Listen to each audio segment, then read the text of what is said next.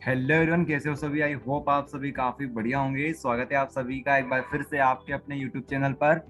तो chapter number 2 हमने complete कर लिया था। अब हम स्टार्ट करने जा रहे हैं चैप्टर नंबर 3, जिसका नाम है विद्युत रसायन। ठीक है, बहुत अच्छा चैप्टर है ये। इसको हम लोग इस वीडियो में पूरा कंप्लीट कर लेंगे। चलिए, तो सबसे पहले आपके मस्तिष्क में ये प्रश्न उठ रहा होगा कि क्या होता है विद्युत रसायन। तो भाई साहब, विद्युत रसायन क्या होता है?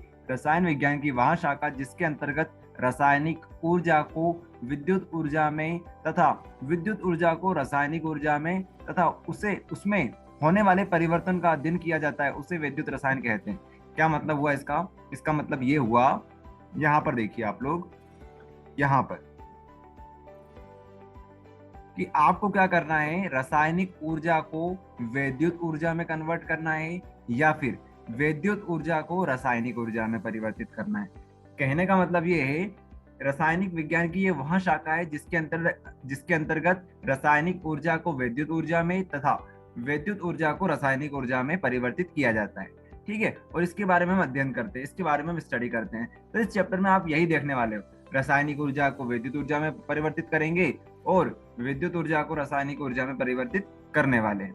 ठीक है, चलिए, तो ये बात हो गई हमारी। सिंपल सी बात है, कुछ नहीं है ये। ठीक है, रासायनिक विज्ञान की वह शाखा जिसके अंतर्गत रासायनिक ऊर्जा को विद्युत ऊर्जा में तथा विद्युत ऊर्जा को रासायनिक ऊर्जा में तथा उसमें होने वाले परिवर्तनों का अध्ययन किया जाता है, उसे विद्युत ऊर्जा कहते हैं। ठीक है, विद्युत रसायन कहते हैं। तो बात करते हैं सेल क्या होता है, क्योंकि आप लोग यहाँ पर देखोगे सेल, जिस पात्र में ये घटनाएं होती है उसे सेल कहते हैं। ठीक है, तो जो हमने देखा विद्युत रसायन, जहां पर विद्युत रसायन होता है, उसे उस पात्र को हम क्या बोलते हैं? उस पात्र को हम बोलते हैं सेल। तो सेल क्या है? सेल क्या है? एक पात्र है जिसमें ये घटनाएं होती है।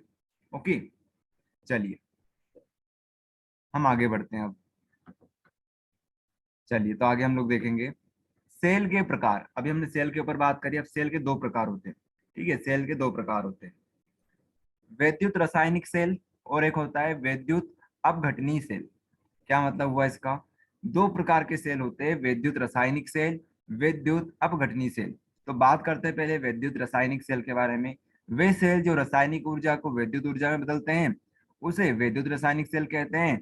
और वे सेल जो विद्युत विद्युत ऊर्जा को रासायनिक ऊर्जा में बदलते हैं, उसे हम लोग विद्युत अपघटनीय सेल कहते हैं। मतलब जो भी आपने देखा वही तो हमने यहाँ पर बताया है कि जो रासायनिक ऊर्जा को विद्युत ऊर्जा में बदलेंगे उनको हम लोग क्या बोलेंगे? विद्युत रसायन बोलेंगे। उसके अलावा जो विद्युत ऊर्जा को रासायनिक ऊर्जा में बदलेंगे उन्हें हम क्या बोलेंगे? विद्युत अपघटनीय सेल हम लोग उनको बोलने वाले हैं। उदाहरण के लिए यहाँ पर आप लोग देखेंगे गैल्वानी सेल, इसको गैल्वेनिक सेल भी बोला जाता है। और वोल्टाई सेल, ठीक है, वोल्टाई सेल, ये क्या होता है? वोल्टिक सेल होता है हमारा। ठीक है, तो इसके बारे में हम अध्ययन करने वाले हैं। चलिए, तो ये बात हो गई। ठीक है, अब हम आगे बढ़ेंगे। आगे कहाँ पर बढ़ेंगे हम लोग? हम गैल्वानिक सेल को देखने वाले हैं। ठीक है, गैल्वानिक सेल को हम लोग देखने वाले हैं। गैल्वानिक बोलते हैं, गैल्वानिक सेल बोल दो। इसके बारे में हम अध्ययन करेंगे। उससे पहले हमारे कुछ बेसिक क्लियर होना जरूरी है। हम लोग क्लास 10th में, क्लास 11th में ये पढ़ के आते हैं। तो काफी सारे स्टूडेंट ऐसे होंगे जिन्होंने ये नहीं पढ़ा हो, तो उनको हम लोग यहाँ पर क्लियर करवा देंगे कि क्या होता है ऑक्सीकरण, क्या होता है अपचयन। ये जो बेसिक चीजें हैं वो आपको यहीं पर हम पढ़ा देंगे। ओके, तो कोई दिक्कत वाली बात नहीं है। अगर आपको क्लास 11th के जो बेसिक्स थे वो अगर आपको नहीं आते हैं तो आप लोग यहाँ पर कवर कर सकते हो। ठीक है, तो बिल्कुल आपको बेसिक से पढ़ा रहे हैं हम लोग। एक होता है ऑक्सीकरण, एक होता है अपचयन। ठीक है, वैसे बहुत सारे स्टूडेंट को पता होगा क्या होता है ऑक्सीकरण, क्या होता है अपचयन, लेकिन फिर भी एक बार वो रिपीट कर देते हैं ताकि आपका भी रिवीजन हो जाएगा। ऑक्सीकरण और अपचयन। ऑक्सीकरण का मतलब क्या होता है? वहां अभिक्रिया जिसमें परमाणु, आयन या अणु इलेक्ट्रॉन त्यागता है उसे ऑक्सीकरण कहते हैं। मतलब इलेक्ट्रॉन का यहाँ पर लॉस होता है, नुकसान होता है। ठीक है, मतलब त्याग देता है। जो आपका एटम होता है, अणु होता है, वो इलेक्ट्रॉन को क्या करता है? त्याग देता है। आया समझ में? इलेक्ट्रॉन को त्याग देता है। जैसे यहाँ पर देखो, हमारे पास ये सोडियम था, सोडियम ने क्या किया? एक इलेक्ट्रॉन को निकाल दिया। अब इसने अपने इलेक्ट्रॉन को त्याग दिया तो इसके ऊपर आएगा पॉजिटिव चार्ज। ठीक है, क्योंकि इसने भाई साहब इलेक्ट्रॉन को आपको दे दिया है तो इसके ऊपर क्या आएगा? पॉजिटिव चार्ज आएगा। ठीक है, धनात्मक आएगा इसके ऊपर। चलिए, अब चेन की बात करते हैं। तो अब चेन जस्ट इसका उल्टा है। इसमें क्या होता है? इलेक्ट्रॉन को ग्रहण किया जाता है। तो ध्यान रखना, ऑक्सीजन में क्या होता है? इलेक्ट्रॉन को दिया जाता है, इलेक्ट्रॉन का त्याग होता है या फिर इलेक्ट्रॉन को किसी को दिया जाता है। लेकिन अपचयन में क्या होता है? अपचयन में इलेक्ट्रॉन का ग्रहण होता है। ठीक है, जैसे कि आप लोग यहाँ पर देखिए, हमारे पास Cl था, Cl ने एक इलेक्ट्रॉन को गेन कर लिया या फिर इसका ग्रहण कर लिया तो क्या हो जाएगा? Cl माइनस हो जाएगा। आया समझ में? ये होता है यहाँ पर। ध्यान रखना, कभी भी किसी के ऊपर अगर पॉजिटिव चार्ज आता है, किसी के ऊपर प्लस का साइन लगा हो, तो समझ जाना कि इसमें से किसी ने एक इलेक्ट्रॉन निकाल लिया है। ठीक है, अगर दो पॉजिटिव चार्ज लिखा हो तो क्या मतलब इसका, इससे किसी ने दो इलेक्ट्रॉन निकाल लिए। उसी तरह से यहाँ पर आप लोग क्या समझेंगे, अगर यहाँ पर एक नेगेटिव चार्ज लगा हुआ है, ठीक है, एक नेगेटिव चार्ज लगा हुआ है, तो आप क्या बोलोगे कि इसने एक इलेक्ट्रॉन ज्यादा ग्रहण कर लिया है। ठीक है, गेन कर लिया, ग्रहण कर लिया, एक ही बात है। ये देखो, ओके, तो ये बात होती है। तो इस तरह से आपको याद करते हुए चलना है। तो सबसे बड़ा डिफरेंस यही बनता है हमारा, सबसे बड़ा डिफरेंस हमारा यही बनता है। ओके, बाकी और भी आप लोग समझ सकते हो। ऑक्सीजन में क्या होता है, ऑक्सीकरण में क्या होता है, ऑक्सीजन का गेन होता है, जहाँ पर हाइड्रोजन का गेन होता है। ठीक है, चलिए इस तरह से भी आप लोग समझ सकते हो।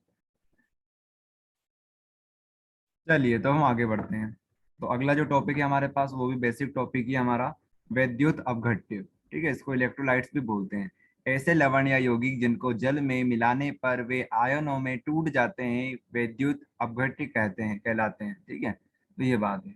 क्या हुआ इसका मतलब, इसका मतलब ये हुआ, आपको ऐसे लवण लेना है जो कि आसानी से पानी में जाने के बाद आयंस में ब्रेक हो जाए या टूट जाए। ठीक है, जैसे कि ये आपने ले रखा है NaCl। NaCl जो होता है वो जैसे इसको पानी में आप मिलाओगे, वो Na+ और Cl- आयंस में ब्रेक हो जाएगा, टूट जाएगा। उसी तरह से KCl हो गया इसका एग्जाम्पल। तो ये सभी इसके उदाहरण हैं। ठीक है, कुछ बड़ी बात नहीं है। आपके जो नमक होते हैं, साल्ट होते हैं, अगर आप इनको पानी में डालते हो, ठीक है, और वो अगर टूट जाते हैं तो उन्हें हम क्या बोलेंगे, वैद्युत अपघट्य कहेंगे। ओके, इसको इलेक्ट्रोलाइट्स भी कहा जाता है, ध्यान रखिएगा आप लोग।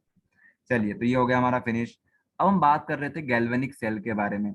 हमको दो प्रकार के सेल पढ़ने हैं, एक विद्युत रासायनिक सेल, एक विद्युत अपघटनीय सेल। तो हम ज्यादातर क्या पढ़ते हैं, ज्यादातर हम लोग जो डीप में स्टडी करते हैं वो करते हैं गैल्वानी सेल या फिर वोल्टाई सेल के बारे में। ठीक है, तो हम लोग बात करेंगे विद्युत रासायनिक सेल के बारे में। तो इसका एग्जाम्पल क्या होता है, गैल्वेनिक सेल होता है।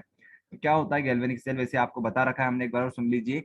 एक ऐसा उपकरण होता है जो रासायनिक ऊर्जा को विद्युत ऊर्जा में बदल देता है। ठीक है, आपके पास रासायनिक ऊर्जा रहेगी, उसको आपको किस में कन्वर्ट करना है, उसको आपको विद्युत ऊर्जा में परिवर्तित करना है। ठीक है, यहाँ विद्युत रसायन विज्ञान का आम अनुप्रयोग है, जिसे बैटरी भी कहा जाता है। ठीक है, तो यही बात है। चलो एक काम करते हैं, इसकी बनावट देखते हैं, क्योंकि परीक्षा में ये 5 नंबर तक आ सकता है।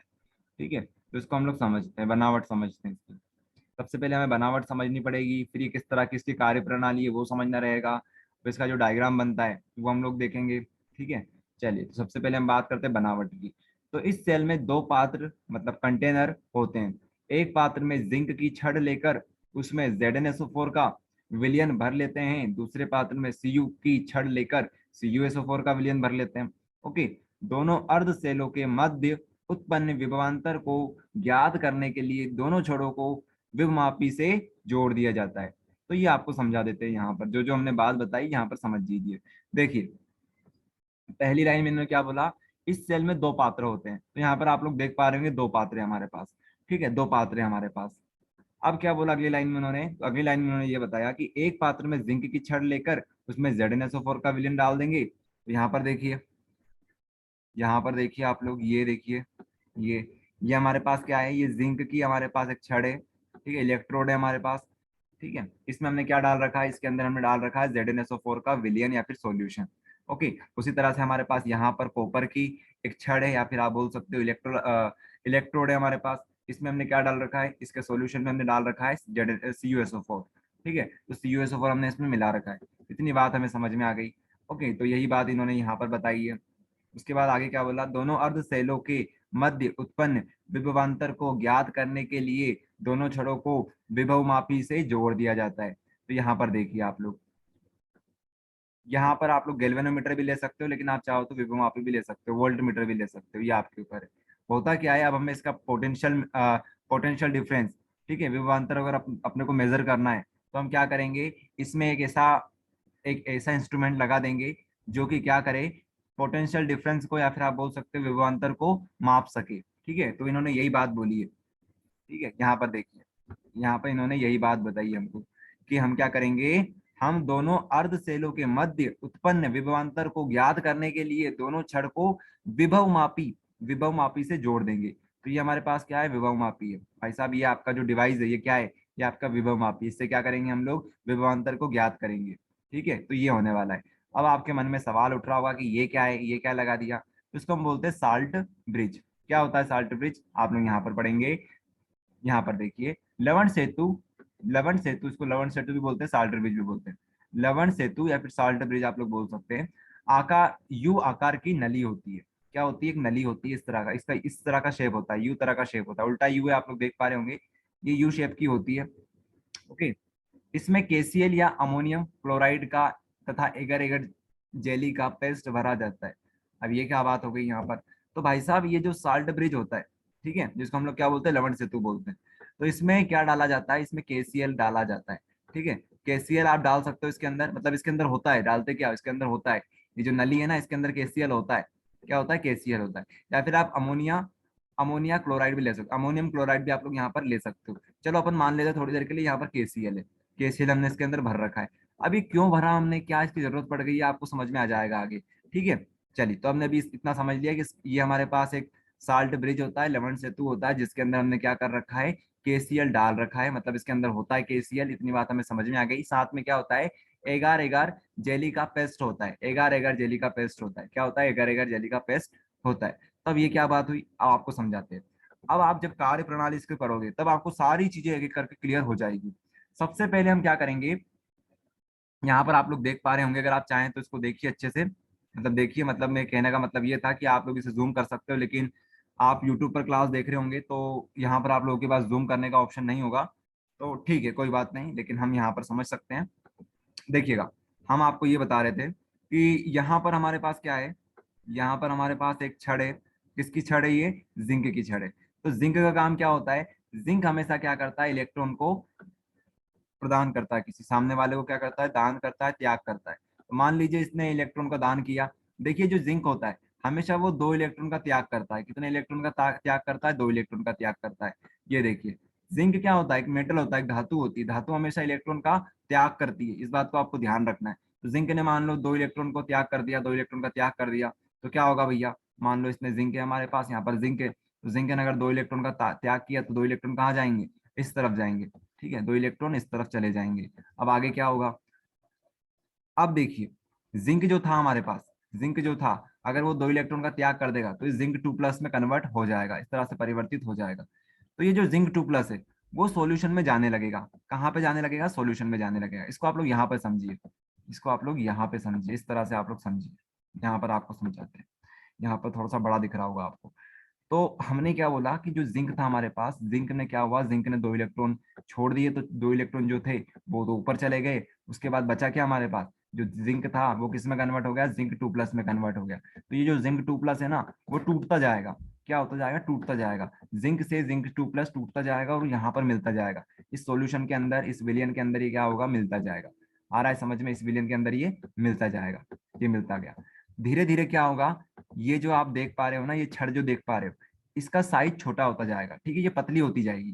क्यों होती जाएगी पतली, क्योंकि इसने इलेक्ट्रॉन भी लूज कर दिए, इलेक्ट्रॉन का भी त्याग कर दिया, और साथ साथ इसने क्या किया, जो जिंक 2 प्लस था उसका भी इसने त्याग कर दिया। कहाँ पे त्याग किया, तो आप क्या बोलोगे, सॉल्यूशन के अंदर, विलियन के अंदर। ठीक है, तो ये पतला होता जाएगा समय के साथ साथ। और ये जो 2 इलेक्ट्रॉन यहाँ से जा रहे हैं वो कहाँ पर जाएंगे, इस तरफ जाएंगे। यहाँ पर क्या है हमारे पास, कॉपर है, तो कॉपर के पास ही आ जाएंगे। ठीक है, अब आएंगे क्यों, अब आपको समझाते हैं। यहाँ पर क्या चल रहा है, यहाँ पर क्या चल रहा है, इसको आप लोग ध्यान से सुनेंगे।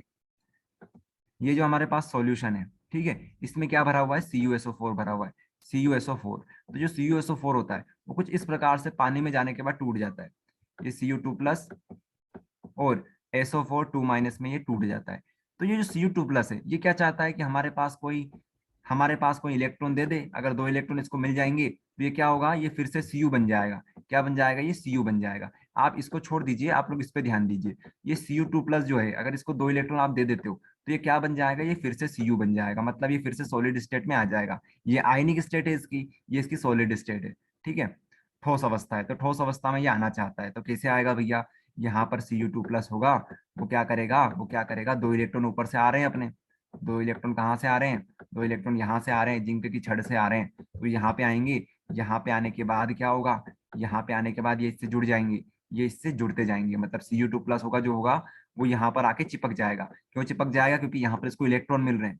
क्या मिल रहे हैं, इसको इलेक्ट्रॉन मिल रहे हैं। ओके, तो ये होने वाला है यहाँ पर। तो धीरे धीरे करके जो Cu2 प्लस होगा हमारा, वो क्या होगा, वो इस पर चिपकता जाएगा, इसके ऊपर चिपकता जाएगा। ठीक है, तो मतलब ये जो आपकी छड़ है ये धीरे धीरे समय के साथ साथ मोटी होती जाएगी। क्या होती जाएगी, मोटी होती जाएगी, एक पतली होती जाएगी, एक मोटी होती जाएगी। ठीक है, इस तरह से ये काम करता है, इस तरह से। आया समझ में? तो ये होता है आपका काम।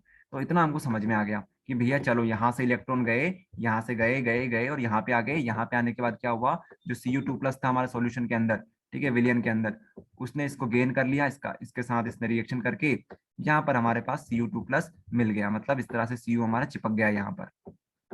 ठीक है, इस तरह से हमारे पास जो Cu था वो चिपक गया यहाँ पर आके। तो इससे हम क्या समझे, इससे हम ये समझे कि यहाँ पर एक अभिक्रिया हो रही है। ठीक है, लेकिन इसमें ये साल्ट ब्रिज का क्या काम, इस लवण सेतु का क्या काम? तो देखिए, अब आप लोग समझिए इस चीज को कि इसके अंदर क्या था, Zn SO4 था, तो वो भी तो टूटेगा, वो भी तो टूटेगा, Zn2+ में टूटेगा, और किस में टूटेगा, ये टूटेगा SO4 2- में टूट जाएगा। ये दो अलग अलग प्रकार से ये आसानी से टूट जाएगा। चलो मान लो इस तरह से ये टूट गया। अब क्या होगा भैया, अब ये टूटने के बाद अब हमें ये भी पता है कि ये जो जिंक है, ये जिंक की जो हमारे पास इलेक्ट्रोड है या फिर छड़ है, इसने भी हमें धीरे धीरे करके क्या दे रही है, ये आपको Zn2+ दे रही है। क्या दे रही है, Zn2+। अब सॉल्यूशन के अंदर क्या है, सॉल्यूशन के अंदर पहले से ये मौजूद है। तो देखो हमारे पास यहाँ पर भी Zn2+ बनेगा और यहाँ पर भी Zn2+ बनेगा। तो ये तो नुकसान हो गया, दोनों प्लस प्लस हो जाएंगे। जब दोनों प्लस प्लस हो जाएंगे एक साथ, Zn2+ के पास भी प्लस चार्ज है, और Zn2+ जो यहाँ पर सॉल्यूशन के अंदर पहले से मौजूद है उसके अंदर भी प्लस चार्ज है। तो प्लस प्लस क्या करेंगे, एक दूसरे को रिपल करेंगे। ठीक है, एक दूसरे से रिपल करेंगे। तो अब क्या होगा, ये इनको मना कर देंगे। जो हमारे पास इलेक्ट्रोड है ना, ये जो छड़ है, छड़ में से वापस निकलते निकलते आएंगे Zn2+ खत्म थोड़ी ना होंगे, वो तो हमेशा टूटते जाएंगे। तो अब जैसे ये टूटेगा और मान लो हमारा जो विलियन है, विलियन में पॉजिटिव चार्ज बहुत ज्यादा हो गया, तो ये आने नहीं देंगे इसको। क्या बोलेंगे इससे कि भैया तुम मत आ, हमारे पास पहले ही बहुत सारा पॉजिटिव चार्ज अंदर हो चुका है। तो इसको रिपल करेंगे, इसको दूर भगाएंगे ये। ठीक है, कि मत आ हमारे पास। तो अगर ये Zn2+ अंदर नहीं आएगा तो इलेक्ट्रॉन कैसे दे पाएगा? तो यहाँ पर रिएक्शन हमारी रुक जाती है। यहाँ पर क्या होती है, हमारी रिएक्शन रुक जाती है। तो हम क्या चाहते हैं कि हम ये चाहते हैं, ये जो सॉल्यूशन है, ये जो विलियन है, इसमें थोड़ा सा पॉजिटिव चार्ज को हम कम करना चाहते हैं। क्या करना चाहते हैं, कम करना चाहते हैं। अगर ये कम हो गया तो Zn2+ जो यहाँ से टूट टूट के इसमें गिर रहा था, वो वापस स्टार्ट हो जाएगा। ओके, तो हम ये चाहते हैं। तो इसके लिए हम क्या करेंगे, इसके लिए हम क्या करेंगे, इसको आप लोग इस तरह से समझेंगे। हम लोग यहाँ पे लगाएंगे साल्ट ब्रिज। क्या लगाएंगे, साल्ट ब्रिज लगाएंगे। साल्ट ब्रिज बोल दो या लवण सेतु बोल दो, एक ही बात है। तो आपने लवण सेतु यहाँ पे लगा दिया।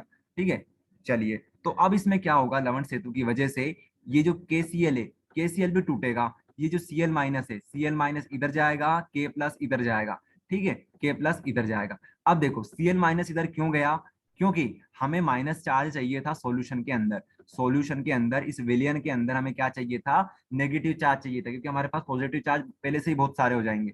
तो क्या करेंगे हम लोग, इस साइड क्या भेजेंगे, इस साइड Cl- को भेज देंगे।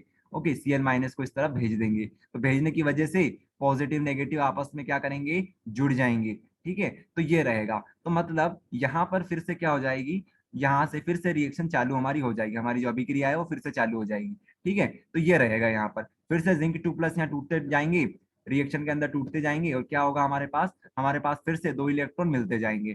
ठीक है, तो रिएक्शन हमारी फिर से चालू हो जाएगी। तो आया समझ में आपको काम लवण सेतु का? लवण सेतु के बिना हमारी रिएक्शन कर पाना संभव नहीं था, इसलिए हमने लवण सेतु का उपयोग किया। अब हम लोग थ्योरी पढ़ लेते हैं थोड़ी सी। जिंक की तुलना में Cu अधिक सक्रिय होता है, अतः जिंक की छड़ पे Zn2+ आयन विलयन में जाते हैं तथा इलेक्ट्रॉन जिंक की छड़ पर शेष रह जाते हैं। ठीक है, ये जो इलेक्ट्रॉन की हम बात कर रहे थे वो जिंक पर रह जाएंगे, उसके बाद कहाँ जाएंगे, ये Cu वाली इलेक्ट्रोड पर चले जाएंगे। तो आप लोग अगली लाइन में देखेंगे, इस तरह से आपको रिएक्शन लिखनी है कि जिंक किसमें कन्वर्ट हो गया, तो जिंक परिवर्तित हो गया Zn2+ में, और हमें दो इलेक्ट्रॉन इसने दे दिए। अगली लाइन में हम क्या बोलेंगे कि जिंक की छड़ का ऑक्सीकरण होता है, अतः इसे एनोड कहते हैं। अब यहाँ पे एक लाइन हमें समझने की जरूरत है भैया। देखिए, जिंक की छड़ पे क्या होता है, ऑक्सीकरण होता है। ऑक्सीकरण आपको हमने बताया था, याद हो, जो लोग, जो हमारे एटम या फिर अणु आप बोल सकते हो, अगर वो इलेक्ट्रॉन का त्याग करते हैं, इसने जैसे त्याग कर दिया इलेक्ट्रॉन का, तो उसे हम ऑक्सीकरण कहते हैं। तो यहाँ पर क्या होगा, ऑक्सीकरण होगा, इसलिए इसे एनोड कहते हैं। अब जहां पर भी ऑक्सीकरण होता है उसको हम लोग हमेशा एनोड कहते हैं। ठीक है, ऑक्सीकरण कहाँ पे होता है, एनोड पे होता है। ठीक है, आप लोग इस तरह से भी इसको याद कर सकते हो, LOAN, लोन। लोन से आप याद कर सकते हो। लेफ्ट, लेफ्ट मतलब इस साइड। ओके, ये आपका लेफ्ट हो गया। उसके बाद ओ मतलब ऑक्सीडेशन या फिर बोल सकते ऑक्सीकरण, ए से आता है आपका एनोड, एन से आता है नेगेटिव। तो इसका मतलब ये हुआ लेफ्ट साइड में क्या होगा, ऑक्सीडेशन होगा, और वो क्या होगा, हमारा एनोड होगा। ध्यान रखिएगा, ये एनोड होगा, ये कैथोड होगा। ये हमारे पास एनोड होगा, ये हमारे पास कैथोड होगा, और एनोड के ऊपर यहाँ पर नेगेटिव आएगा, क्योंकि एनोड भी क्या हो रहा है, ऑक्सीकरण हो रहा है, और जहाँ पे अपचयन होता है उसके ऊपर हम लोग पॉजिटिव लिखते हैं। तो एनोड हमारा नेगेटिव, और यहाँ पे क्या होगा, ऑक्सीकरण होने वाला है। ठीक है, तो लेफ्ट में क्या होगा, ऑक्सीकरण होगा, और एनोड हमारा नेगेटिव रहेगा, एनोड हमारा नेगेटिव रहेगा। तो ये ट्रिक होती है याद करने की। ठीक है, जिंक की छड़ पर ऑक्सीकरण होगा, जो कि एनोड कहते हैं, जिसे हम क्या कहते हैं, उसे एनोड कहते हैं। उस लेफ्ट हैंड साइड को हम लोग क्या बोलते हैं, एनोड कहते हैं। इलेक्ट्रॉन की छड़ पर शेष रहने के कारण इसे ऋण पोल भी कहते हैं। ऋण मतलब क्या होता है, माइनस होता है ऋण का मतलब। तो यही बात तो हमने आपको बताई थी। ये याद कर लो, L O N, loan, loan से आप लोग याद कर सकते हो। ठीक है, तो लेफ्ट साइड में क्या होगा, ऋण होगा, नेगेटिव होगा। एन का मतलब नेगेटिव, ए का मतलब एनोड, ओ का मतलब ऑक्सीकरण, एल का मतलब लेफ्ट हैंड साइड। ठीक है, चलिए आगे हम बात करते हैं। जिंक की छड़ से इलेक्ट्रॉन, जिंक की छड़ से इलेक्ट्रॉन बाहरी परिचय परिपथ से होते हुए सीयू की छड़ में जाते हैं। सीयू की छड़ को धन पोल कहते हैं। तो इसका मतलब क्या हुआ, बड़े बड़े वर्ड इन्होंने यूज कर लिए। तो देखिए कुछ नहीं है इसमें, फिर से वही सिंपल सी बात है कि जिंक की जो छड़ है हमारे पास, उसमें से क्या हो रहा है, इलेक्ट्रॉन कहाँ पे जाएगा, इलेक्ट्रॉन कहाँ पे जाएगा, सीयू की छड़ पे जाएगा। कौन सी छड़ पे जाएगा, सीयू की छड़ पे जाएगा। यही तो बात हमने स्टार्टिंग में आपको बताई थी। इस जिंक से इलेक्ट्रॉन कहाँ पे जाएगा, सीयू की छड़ पे जाएगा। सीयू की छड़ को धन पोल कहते हैं, क्योंकि इलेक्ट्रॉन हमेशा पॉजिटिव साइड जाते हैं। आया समझ में? तो इस तरह से भी आप याद कर सकते हो कि जो सीयू होगा, सीयू कहाँ पर है, जहां पर है सीयू, तो इसके ऊपर पॉजिटिव आएगा, धन आएगा इसके ऊपर। और इलेक्ट्रॉन कहाँ जाते हैं, नेगेटिव से पॉजिटिव जाते हैं। इलेक्ट्रॉन के ऊपर नेगेटिव चार्ज होता है, आप सभी को पता होना चाहिए। ठीक है, तो ये बात होगी। फोर्थ वाला समझ में आ गया हमको। फिफ्थ वाला पॉइंट हम लोग देखेंगे। सीयू की छड़ पर विलयन में उपस्थित Cu2 प्लस आयन सीयू में अपचयित अपचयित हो जाते हैं। सीयू की छड़ पर अपचयन होने के कारण इसे कैथोड कहते हैं, इसे कैथोड कहते हैं। तो जहां पे अपचयन होता है उसे हम कैथोड कहते हैं। और आपको ये कहानी हमने पहले ही बता रखी है कि Cu2 प्लस जो होगा वो सीयू में परिवर्तित हो जाएगा। आप ये समझ लीजिए। ठीक है, सीयू में परिवर्तित हो जाएगा, क्योंकि जो Cu2 प्लस अंदर सॉल्यूशन के है, यहाँ पर आप लोग देखिए, यहाँ पर Cu2 प्लस होगा, यहाँ पर क्या होगा, Cu2 प्लस होगा सॉल्यूशन के अंदर। तो ये क्या करेगा, ये किस में कन्वर्ट हो जाएगा, किस में परिवर्तित हो जाएगा, सीयू में परिवर्तित हो जाएगा। क्योंकि इसने दो इलेक्ट्रॉन जो आ रहे थे, यहाँ पर आप लोग समझ जाओगे, यहाँ पर देखिए दो इलेक्ट्रॉन जो हमारे पास आ रहे थे उनको उनको जोड़ा उसने, और सीयू में परिवर्तित हो गया। ठीक है, तो ये होने वाला है कहानी में। आया समझ में? चलिए उसके बाद लास्ट लाइन और पढ़ लेते हैं, क्या बोल रहे हैं ये लोग। विद्युत धारा इलेक्ट्रॉन बहने की दिशा में विपरीत दिशा में जाता है, अर्थात विद्युत धारा सीयू की छड़ से जिंक की छड़ की ओर प्रभावित होती है। तो क्या हुआ इसका मतलब, इसका मतलब ये हुआ कि हमारे पास जो विद्युत धारा रहेगी, विद्युत धारा की अगर आपको दिशा निकालनी है, तो वो हमेशा इलेक्ट्रॉन की डायरेक्शन के अपोजिट होती है, उल्टी होती है। अगर मान लो हमारा इलेक्ट्रॉन इस डायरेक्शन में बह रहा है, ठीक है, इस डायरेक्शन में प्रवाहित हो रहा है, तो हम क्या बोलेंगे, हमारा जो करंट है, हमारा जो इलेक्ट्रिक करंट है, या फिर आप बोल सकते हो विद्युत धारा है, वो कुछ इस डायरेक्शन में बनने वाली है। ये हमारा आई बन गया, आई मतलब करंट, या फिर आप बोल सकते हो विद्युत धारा। तो हमेशा ध्यान रखना, विद्युत धारा क्या होती है, इलेक्ट्रॉन की विपरीत दिशा में बहती है। आया समझ में? तो ये हमने लास्ट टाइम में बता दिया कि हमारा करंट किधर बनेगा, करंट की डायरेक्शन या फिर विद्युत धारा की डायरेक्शन कुछ इस तरफ बनेगी। ओके, चलिए इतनी बात हमें समझ में आ गई। और क्या बताएंगे हम लोग, ये टॉपिक खत्म होने का नाम नहीं ले रहा है, लेकिन ठीक है। वैसे सिंपल टॉपिक है, ऐसा कोई खास नहीं है। अगर आपको चीजें समझ में आ गई, डायग्राम समझ में आ गया, आपको वर्किंग समझ में आ गई, तो वही चीजें हम लोग बार बार देख रहे हैं। ठीक है, तो यह देखिए, बायां और दायां, लेफ्ट और राइट, ये हमने लिख दिया। ठीक है, तो यहाँ पे होता है ऑक्सीकरण, यहाँ पे होता है अपचयन, मतलब ऑक्सीकरण एंड रिडक्शन, यहाँ इसको रिडक्शन बोलते हैं। ठीक है, अपचयन मतलब रिडक्शन होता है यहाँ पर। तो ये देख लीजिए, तो वही बात है यहाँ पर। ओके, चलिए तो बात करते हैं एट्थ वाले पॉइंट की। दोनों अर्ध सेलों के विभव के अंतर को सेल का विद्युत वाहक बल कहते हैं। इसे ई सेल से व्यक्त करते हैं। डेनियल सेल का मानक विद्युत वाहक बल प्लस 1.0 वोल्ट होता है। क्या मतलब हुआ इसका, समझते हैं इसको। देखिए, दोनों अर्ध सेल, अर्ध सेल मतलब ये भी आधा सेल है और ये भी आधा सेल है। ठीक है, ये पूर्ण नहीं है, ये भी आधा और ये भी आधा। अगर आप इनको दोनों को जोड़ देते हो, ठीक है, मतलब ये पूरा कंबाइन अगर आप बात करो, तो ये क्या हो जाता है, पूर्ण सेल हो जाता है। ठीक है, अभी हम अर्ध अर्ध की बात कर रहे हैं, इस वाले की बात कर लो या इस वाले की बात कर लो। चलो तो हम मान लेते हैं हमारे पास एक ये पात्र है या कंटेनर है, ये हमारे पास कंटेनर हो गया अपना, ठीक है। ये आपने क्या लगा दी, इसके अंदर एक छड़ लगा दी, ठीक है, ये लगा दिया आपने छड़। अब इसके अंदर आपने क्या डाल दिया, इसके अंदर मान लो आपने सॉल्यूशन डाल दिया, ठीक है, ये विलयन इसके अंदर आपने समाहित कर दिया। चलिए तो इसको हम लोग क्या बोलेंगे, थोड़ी देर के लिए मान लीजिए जिंक की रोड है, जिंक की छड़ है। इसके बाद अंदर जो सॉल्यूशन रखा हुआ है वो क्या है, ZnSO4 का सॉल्यूशन है, जिसका जिसकी आप लोग धातु लेते हैं उसी से, उसी धातु का आप लोगों को सॉल्यूशन लेना होता है। जैसे जिंक है तो यहाँ पर भी आपको जिंक का ही सॉल्यूशन लेना होगा, ध्यान रखिएगा। चलिए तो ये बात हो गई हमारी।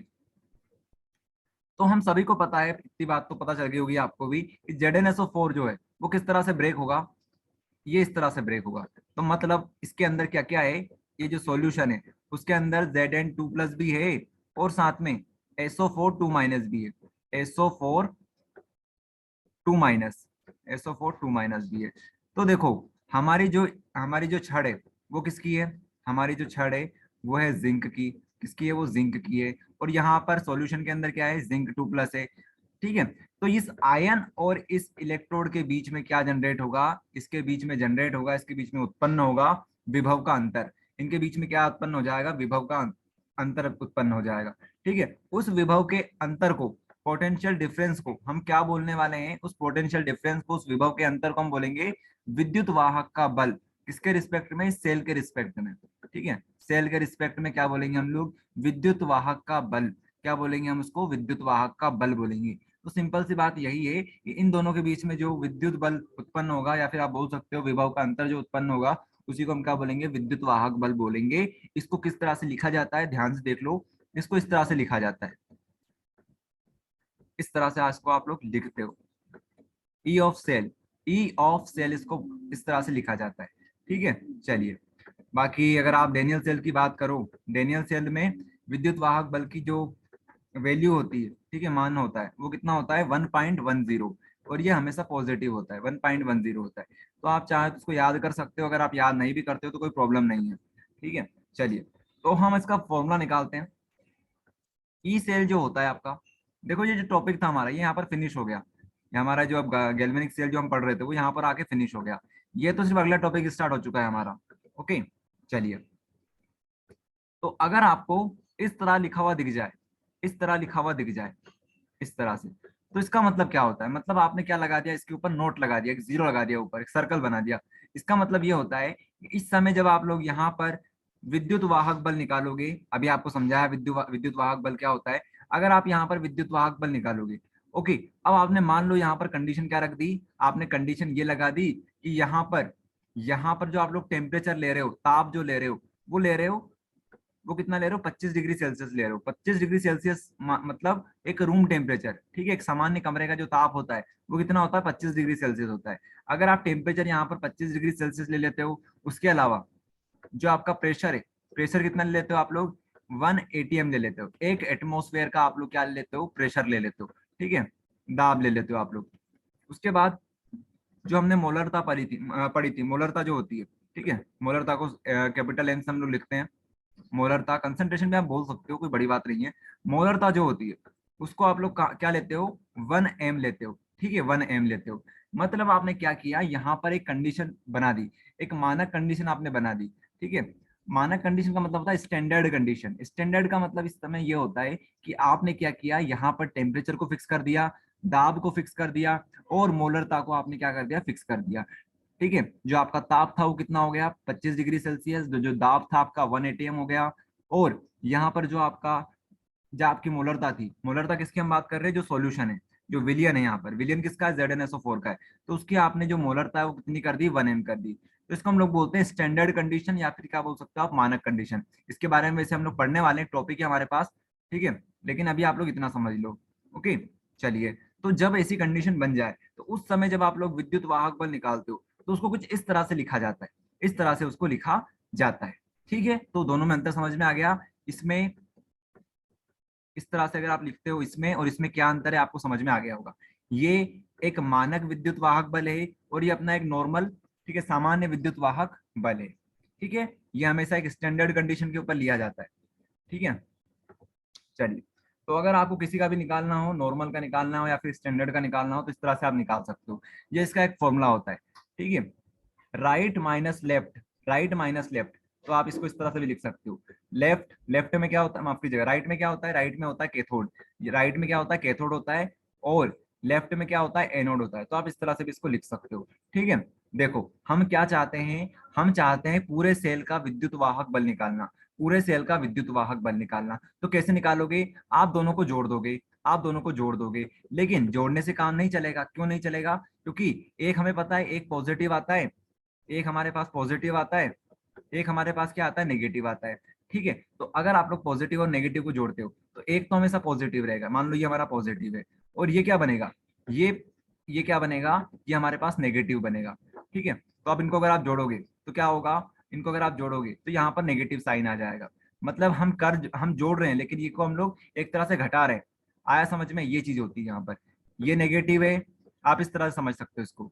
अब इनको आप लोग जोड़ दीजिए, तो क्या आएगा, ये ई, इसको आप लोग बोल दीजिए E1, इसको आप लोग बोल दीजिए E2 समझने के लिए थोड़ी देर के लिए। तो E1 माइनस E2 ये हो जाएगा। तो यही तो हम लोग कर रहे हैं। अब हमें क्या करना होता है, कैथोड में से एनोड को माइनस करना होता है। ये हमारे पास पॉजिटिव वाला है, इसमें से हम नेगेटिव वाले को माइनस कर देंगे। ओके, तो ये चीज होती है, और क्या, ये देख लो आप लोग, इस तरह से आप लोग लिख रहे हो उसको। तो यही फंडा होता है इसका। तो आपको ये वैल्यू वैल्यू तो याद मत रखना आप लोग, ये जो फॉर्मूला है इसको आप लोग याद करके रख लीजिए, ये आपको काम आएगा, ठीक है। E naught of cell is equals to E naught of cathode minus E naught of anode, इस तरह से आप इसको याद करके रख सकते हो। आया समझ में, कोई बड़ी बात नहीं है। हम क्या करना चाह रहे हैं, हम लोग संपूर्ण जो हमारा विद्युत वाहक बल है एक सेल का, उसको निकालना चाहते हैं। तो उसके लिए हम क्या करेंगे, दोनों हाफ सेल को, अर्ध सेल को, अर्ध सेल सेल जो हमारे पास दोनों बनी हुई है, एक जिंक की है, एक हमारे पास कॉपर की, दोनों को जोड़ देंगे। लेकिन जोड़े कैसे, एक तो माइनस में है, एक तो माइनस में है, तो माइनस को अगर आप जोड़ोगे तो वो माइनस बन जाएगा। तो आप एक तरह से माइनस कर रहे हो यहाँ पर, ठीक है, लेकिन एक्चुअल में तो आप जोड़ रहे हो, लेकिन वो दिखने में हमें क्या लग रहा है कि माइनस हो रहा है। आया समझ में, चलिए आगे हम बढ़ते हैं, आगे हम बात करते हैं। तो ये तो आपको समझा दिया हमने, ये टॉपिक जो इलेक्ट्रोड विभव होता है, विद्युत वाहक बल, जो आपको समझा दिया। अब आगे बढ़ते हैं, मानक हाइड्रोजन इलेक्ट्रोड, मानक हाइड्रोजन इलेक्ट्रोड काफी इंपॉर्टेंट टॉपिक होता है, ये बोर्ड एग्जाम के लिए बहुत इंपॉर्टेंट टॉपिक है ये। देखिए क्या होता है मानक हाइड्रोजन इलेक्ट्रोड के अंदर, यहाँ एक प्रकार का संदर्भ इलेक्ट्रोड है, यहाँ एक प्रकार का संदर्भ इलेक्ट्रोड है जिसका विभव का मान निश्चित ताप पर ज्ञात किया जाता है। तो हम लोग यहाँ पर क्या निकालते हैं, इसकी मदद से क्या निकालते हैं, तो आप क्या बोलोगे, यहाँ पर विभव का मान निकाला जाता है, ठीक है, एक निश्चित ताप के ऊपर। ताप को हम लोग हमेशा निश्चित कर ही देते हैं। अब आप लोग केमिस्ट्री पढ़ोगे, पूरी 16 चैप्टर हमारे पास होते हैं, लगभग हम लोग हर चैप्टर में ये जो ताप होता है ना, ताप को तो निश्चित कर देते हैं। ओके, सब जगह बात नहीं कर रहे हैं, कहीं कहीं पर एक्सेप्शन होता है, लेकिन जहां तक हम लोग ताप को निश्चित कर देते हैं, ताकि हमारी जो वैल्यू आए, जो हमारा मान आए, वो बिल्कुल सही आए, इसलिए हम ताप को क्या करते हैं, निश्चित कर देते हैं। तो यहाँ पर भी हमने ताप को निश्चित कर दिया, तथा इस इलेक्ट्रोड की सहायता से सेल के किसी भी सिंगल इलेक्ट्रोड के विभव के मान को ज्ञात किया जा सकता है। तो ये चीजें हमको कब समझ में आएगी, जब हम इसका चित्र देखेंगे, इसको समझेंगे, इसकी जो वर्गीकरण है उसको समझेंगे, इसका जो वर्किंग है उसको हम लोग समझेंगे, ठीक है, तब आपको ये चीजें समझ में आ जाएगी। तो काफी सिंपल है, कोई मुश्किल नहीं है टॉपिक। ओके, ये देखिए, मान लीजिए, चलो आपको यहीं पर समझा देते हैं, बनाने से कोई मतलब नहीं है, यहीं पर आपको समझा देते हैं। हम पहले क्या करेंगे, इसकी संरचना देखेंगे हम लोग। इसमें एक कांच की जैकेट लेते हैं, हमने क्या ले ली, एक कांच की जैकेट ले ली, ये हमारे पास एक कांच की जैकेट हो गई। यहाँ पर देखिए, हम क्या करेंगे, सबसे पहले एक कांच की जैकेट ले लेंगे। इस तरह से मान लो आपने कांच की जैकेट, ये तो अच्छा नहीं बना, एक काम करते हैं, इसको व्यवस्थित बनाते हैं। चलिए देखिएगा, ये देखिए, इस तरह से हमारी जो कांच की जैकेट बन जाएगी, ठीक है, इस तरह से हमारी एक कांच की जैकेट बन जाएगी, ये कांच की जैकेट बन गई। अब आपको क्या करना है, इस कांच की जैकेट के अंदर एक और क्लास कांच की जैकेट आपको डालना है। तो काम करते हैं, इस तरह से बना लेते हैं, एक बाहरी जैकेट, एक अंदर अंदर की जैकेट, ये हमने जैकेट बना लिया, ठीक है। अब इस जैकेट को आपको क्या करना है, दोनों जैकेट को आपको क्या करना है, इनको आप लोगों को अंदर सॉल्यूशन के अंदर डुबो देना है। पूरी तरह से नहीं डुबोना है, मतलब इस तरह से आपको बनाना है। ओके, ये तो कुछ ज्यादा बड़ा बन गया, इसको छोटा बनाते हैं थोड़ा सा। ओके, इसको थोड़ा छोटा करते हैं भाई साहब, इतना बड़ा क्या करेंगे।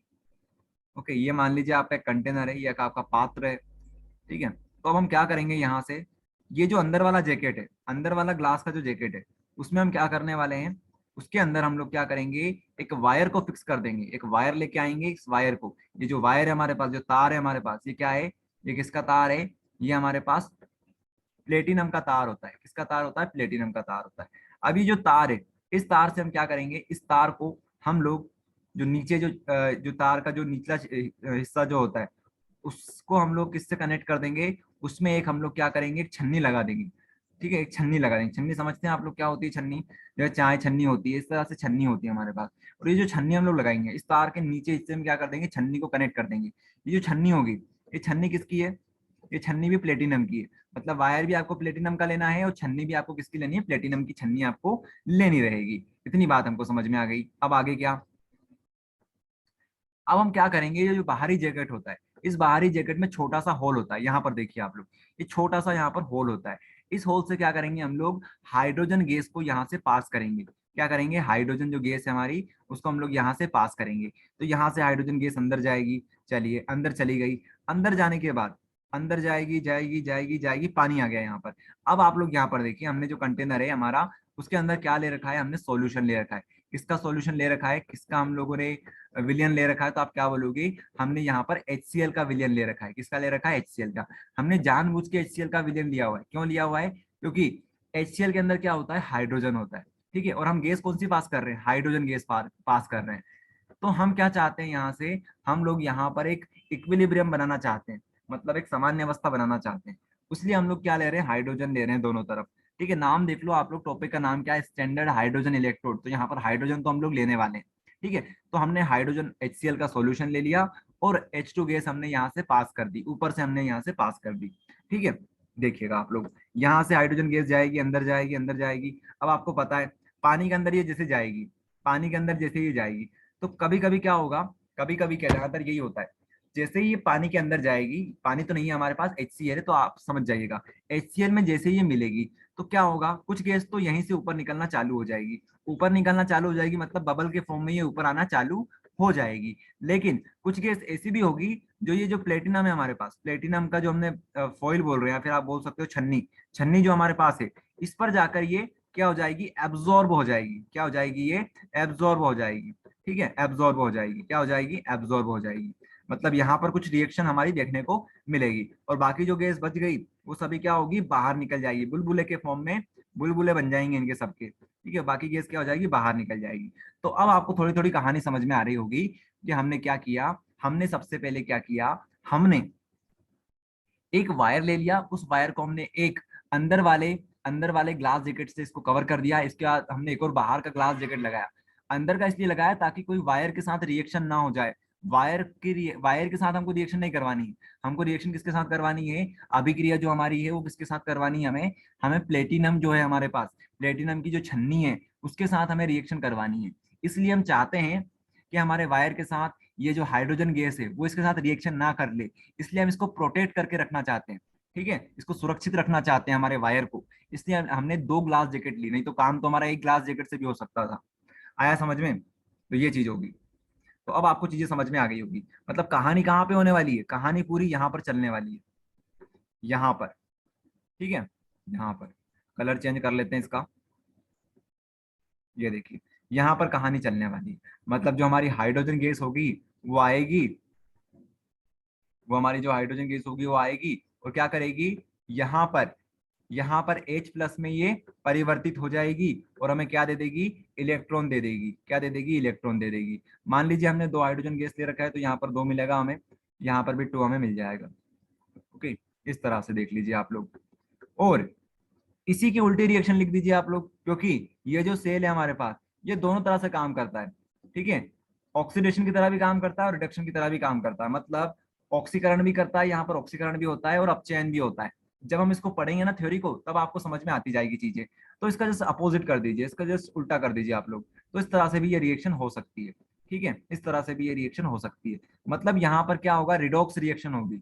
रिडॉक्स समझते हैं आप लोग, रिडॉक्स का मतलब होता है यहाँ पर ऑक्सीडेशन भी होगा, रिडक्शन भी होगा। मतलब यहाँ पर ऑक्सीकरण भी होगा और साथ में क्या होगा, अपचयन भी यहाँ पर होगा। तो देखिए आप लोग, यहाँ पर 2+ कर देते हैं। इसने 2 इलेक्ट्रॉन यहाँ से गेन कर लिए, तो क्या बन जाएगा, H2 बन जाएगा। देखो ये भी हो सकता है, और इसका जस्ट अपोजिट, इसका जस्ट उल्टा कर दो तो ये भी हो सकता है। अगर आपसे पूछे कि बताओ इसमें से ऑक्सीडेशन कौन सा है और रिडक्शन कौन सा है, ठीक है, तो ये जो होता है ये हमारे पास ऑक्सीडेशन होता है, जहां पर इलेक्ट्रॉन का नुकसान होता है, जो त्याग देता है। तो हाइड्रोजन ने 2 इलेक्ट्रॉन को त्याग दिए, ये देखो त्याग दिए इसने। जब कोई 2 इलेक्ट्रॉन को प्राप्त कर लेता है तो वहां पे क्या होता है, अपचयन होता है, या फिर आप बोल सकते हो रिडक्शन होता है। ठीक है, तो ये चीजें होती है। तो इसने अगर 2 इलेक्ट्रॉन को इसने प्राप्त कर लिया तो क्या बना देगा, ये H2 बना देगा।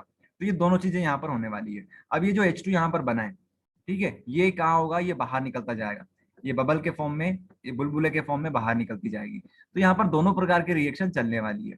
आया समझ में, ये बुलबुले हैं, इस तरह से बना देना। ओके, चलिए अब इसको पढ़ के देखते हैं ताकि हमारे सारे कॉन्सेप्ट क्लियर हो जाएंगे। संरचना आप लोग हमारे साथ पढ़ेंगे। इसमें एक कांच की जैकेट होती है जिसमें ऊपर की तरफ एक बारीक इनलेट के रूप में छिद्र होता है। ठीक है, आप लोग देख रहे होंगे यहाँ पर छोटा सा होल होता है, बारीक सा छेद होता है, तथा इस कांच की जैकेट का एक निचला सिरा खुला रहता है। खुला हुआ तो रहेगा भैया, नहीं तो रिएक्शन कैसे होगी। ठीक है, यहाँ या फिर आउटलेट के लिए बड़ा भाग होता है। ठीक है, तो वही बात है यहाँ पर। आगे बढ़ेंगे हम लोग। इस कांच के जैकेट में एक कांच की पतली सी नली होती है जो दोनों तरफ से बंद होती है। उस नली को हम लोग क्या बोलते हैं, इनर ग्लास जैकेट भी बोल सकते हैं। अंदर का जो ग्लास जैकेट होता है ना, अंदर वाला, उसको भी क्या बोल रहे हैं, ये इसको नली बोल रहे हैं। तो ये तो हो सकता है। हम सिर्फ और सिर्फ क्या करना चाहते हैं, उस अंदर वाले ग्लास जैकेट से हम लोग सिर्फ इतना करना चाहते हैं कि हमारा जो वायर है वो क्या हो, सुरक्षित रह सके। ये काम है बस उसका। इस कांच की पतली इस कांच की पतली नली में प्लेटिनम तार सील रहता है। ठीक है, प्लेटिनम तार क्या होता है, सील रहता है यहाँ पर, या बंद रहता है। यही तो बात हमने यहाँ पर बताई। इस कांच की पतली नली के एक सिरे पर प्लेटिनम की पत्ती लगी रहती है। पत्ती मतलब वही हमारी फॉइल या फिर छन्नी बोल सकते हो आप। ठीक है, जो कि सील रहती है। इस प्लेटिनम की पत्ती पर सूक्ष्म विभाजित प्लेटिनम का लेप लगा दिया जाता है। तो इसका मतलब ये है कि ये जो हमारे पास फॉइल है, ये जो छन्नी है, वो किसकी है, उसके ऊपर अगर आप प्लेटिनम का लेप लगा दोगे तो आप इसको क्या बोलोगे कि ये प्लेटिनम की ही छन्नी है। किसकी छन्नी है, ये प्लेटिनम की छन्नी है। ओके, तो इस तरह से आप समझ सकते हो।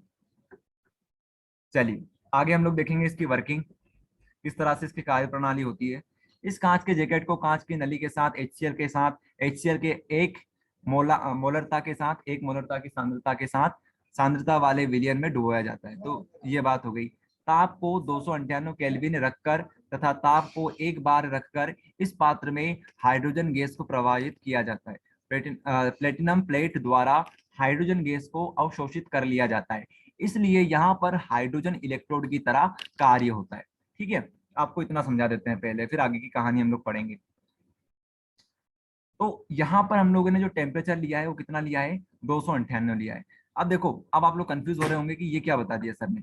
देखिए, जो आपका 25 डिग्री सेल्सियस होता है, रूम टेम्परेचर कितना होता है अपना, 25 डिग्री सेल्सियस होता है। ठीक है, यही कितना होता है, इसको अगर आप लोग केल्विन में चेंज करोगे तो इसमें आप क्या करो, 273 ऐड कर दो। 273 अगर आप इसमें ऐड कर दोगे, जोड़ दोगे, तो क्या आएगा हमारे पास वैल्यू, यही तो आएगी हमारे पास। ओके, तो ये बात होती है यहाँ पर। उसके बाद आपको जो दाब रखना है, प्रेशर जो रखना है, वो 1 बार का रखना है। प्रेशर कितना रखना है, 1 बार रखना है। ये भी आपको बता रखा है हमने। ठीक है, स्टैंडर्ड का मतलब क्या होता है, मानक हाइड्रोजन का मतलब क्या होता है, आपको कंडीशन मानक बना के रखनी है। मानक मतलब स्टैंडर्ड बना के रखनी है, और स्टैंडर्ड कंडीशन यही तो होती है। उसके बाद और क्या बात हुई यहाँ पर हमारी, प्लेटिनम प्लेट द्वारा हाइड्रोजन गैस को अवशोषित कर लिया जाता है। ठीक है, एब्जॉर्ब कर लिया जाता है, हाइड्रोजन गैस को अवशोषित कर लिया जाता है, इसलिए यहाँ हाइड्रोजन इलेक्ट्रोड की तरह कार्य करता है। मानक हाइड्रोजन इलेक्ट्रोड पर ऑक्सीकरण या अपचयन की क्रिया प्लेटिनम पर्णिका पर होती है, इसलिए मानक हाइड्रोजन इलेक्ट्रोड एनोड तथा कैथोड दोनों की तरह कार्य करता है। तो ये दोनों की तरह कार्य करेगा। यहाँ पर एनोड की रिएक्शन भी होगी और कैथोड वाली रिएक्शन भी यहाँ पर देखने को हमें मिलेगी। ठीक है, तो यही बातें हैं यहाँ पर। ये देख लीजिए आप लोग, एक तो ये रिएक्शन भी आपको देखने को मिलेगी, साथ साथ आपको कौन सी रिएक्शन देखने को मिलेगी, यहाँ पर देखिए, आपको इस तरह से भी देखने को मिलेगा, ऑक्सीडेशन भी आपको देखने को मिलेगा, आपको इस तरह से रिडक्शन भी देखने को मिलेगा। ओके, तो यही बात होती है यहाँ पर। और क्या खास बात है इसकी, आपको फटाफट पढ़ के बता देते हैं। वैसे आप सभी लोग ये पढ़ के देख लेना, काफी सारी चीजें आपको सीखने को मिलेगी। क्योंकि मानक हाइड्रोजन इलेक्ट्रोड का विभव 0 होता है, इसलिए प्राप्त विभव का मान उस अज्ञात इलेक्ट्रोड का होता है। तो आपको पूरा ही पढ़ना पड़ेगा, यहाँ से काम कीजिए, यहीं से पढ़ लीजिए। 298 केल्विन ताप पर मानक हाइड्रोजन इलेक्ट्रोड के विभव का मान बहुत ही कम होता है, जिसे लगभग 0 माना जाता है। देखिए, कहाँ गए हम लोग, विभव की बात कर रहे थे। तो जो विभव का मान होता है, ठीक है, इसको हम क्या लिखते हैं, ई ऑफ सेल लिखते हैं। ई ऑफ सेल, अभी थोड़ी देर पहले आपको पढ़ाया था हमने ई ऑफ सेल क्या होता है। तो जो ई ऑफ सेल यहाँ पे होता है, वैज्ञानिकों ने इसको जीरो मान लिया। मानक हाइड्रोजन इलेक्ट्रोड का जो ई ऑफ सेल होता है, ठीक है, विभव का जो मान होता है उसको क्या मान रखा गया है, जीरो मान रखा है। ये ऑब्जेक्टिव में बन सकता है कि मानक हाइड्रोजन इलेक्ट्रोड का विभव का मान कितना होता है, तो आप क्या बोलोगे, शून्य होता है। शून्य होने का रीजन ये होता है, इसका वो चाहते हैं इसको हम लोग जीरो मान लें। अगर इसको हम लोग जीरो मान लेंगे तो मान लीजिए आपको किसी किसी और अर्धचालिका का मान निकालना है, मतलब अर्ध सेल का अगर आपको मान निकालना है, इस तरह से आप लोग देखिएगा। मान लीजिए आपको एक और कंटेनर दे रखा है, एक और पात्र आपके पास है, ठीक है, उसके अंदर क्या है, उसके अंदर भी क्या है हमारे पास, उसके अंदर भी हमारे पास एक क्या लगी हुई है, एक इलेक्ट्रोड लगी हुई है, जिसको हम लोग क्या बोलते हैं, छड़ बोलते हैं। ठीक है, अब क्या होगा, इसके अंदर कुछ सॉल्यूशन होगा, इसके अंदर क्या भरा हुआ होगा, कुछ सॉल्यूशन भरा हुआ होगा, विलियन भरा हुआ होगा इसके अंदर। तो क्या होगा, आपको अगर इसका निकालना है क्या, इसका ई सेल निकालना है, तो कैसे निकालोगे बताओ। इसका अगर आपको ई ऑफ सेल निकालना है तो कैसे निकालोगे, आप क्या करो, इसको इसके साथ कनेक्ट कर दो, इसको इसके साथ कनेक्ट कर दो, क्योंकि ये क्या है, ये आपकी अर्ध सेल है और ये भी आपका अर्ध सेल है। अर्ध सेल और अर्ध सेल को अगर आप जोड़ोगे तो ये पूर्ण सेल बन जाएगा आपका। ठीक है, तो आप क्या करोगे, दोनों को जोड़ दोगे और यहाँ पे क्या लगा दोगे, यहाँ पे आप लोग लगा दोगे यहाँ पे आप क्या लगाओगे, विभव मापी यंत्र को आप यहाँ पर फिट कर दोगे। तो उससे क्या होगा, विभव मापी जो यंत्र होता है हमारा, वो क्या करता है, विभव को मापता है। ओके, तो होगा क्या, मान लीजिए इनका जो भी आएगा, जो भी विभव आएगा उसको हम लोग एक्स मान लेते हैं, एक्स मान लेते हैं। तो जो विभव जो आएगा वो कितना आएगा, एक्स आएगा। तो ये जो एक्स होगा ये किसका विभव होगा, सिर्फ इसी का विभव होगा, क्योंकि इसको तो हमने जीरो मान रखा है, इसको हमने क्या मान रखा है, जीरो मान रखा है। ओके, तो ये बात होगी। तो अगर आप यहाँ पर विभव का अंतर निकालोगे तो वो कितना आएगा, एक से ही आएगा, क्योंकि इसको तो हमने जीरो मान रखा है। तो ये रीजन होता है कि इसको हमने जीरो इसलिए मान रखा है ताकि दूसरे वाले को निकालना आसान हो जाए, दूसरे वाले अर्ध सेल को निकालना आसान हो जाए, इसीलिए हम लोगों ने इसको जीरो मान रखा है। तो इसका काम क्या होता है, इसका काम यही होता है, जब किसी अज्ञात इलेक्ट्रोड के विभव का मान ज्ञात करना हो, ये देखिए, जब किसी अज्ञात इलेक्ट्रोड के विभव का मान ज्ञात करना हो तो उस इलेक्ट्रोड के साथ इसे जोड़ दीजिए। ठीक है, जोड़ दिया जाता है और दोनों के मध्य विभवांतर ज्ञात कर लिया जाता है। ओके, यहाँ विभव का मान ज्ञात कर लिया जाता है, तो वही बात है। ठीक है, तो आपको सारी कहानी इसमें पढ़ा दी हमने। अब एक बार इसको रिवाइज कर लेना, इसको लिख कर देख लेना। ठीक है, आपको सारी चीजें एक एक करके बिल्कुल क्लियर कर दी है, इससे ज्यादा यहाँ से कुछ नहीं आएगा। चलिए, तो आगे बढ़ते हैं हम लोग। नेक्स्ट टॉपिक जो हमारे पास है वो है नर्स्ट इक्वेशन या फिर नर्स्ट समीकरण। तो क्या होती है नर्स्ट समीकरण, तो नर्स्ट समीकरण एक समीकरण है जो कि आप लोग आगे देखोगे, इस तरह से उस समीकरण होती है हमारे पास।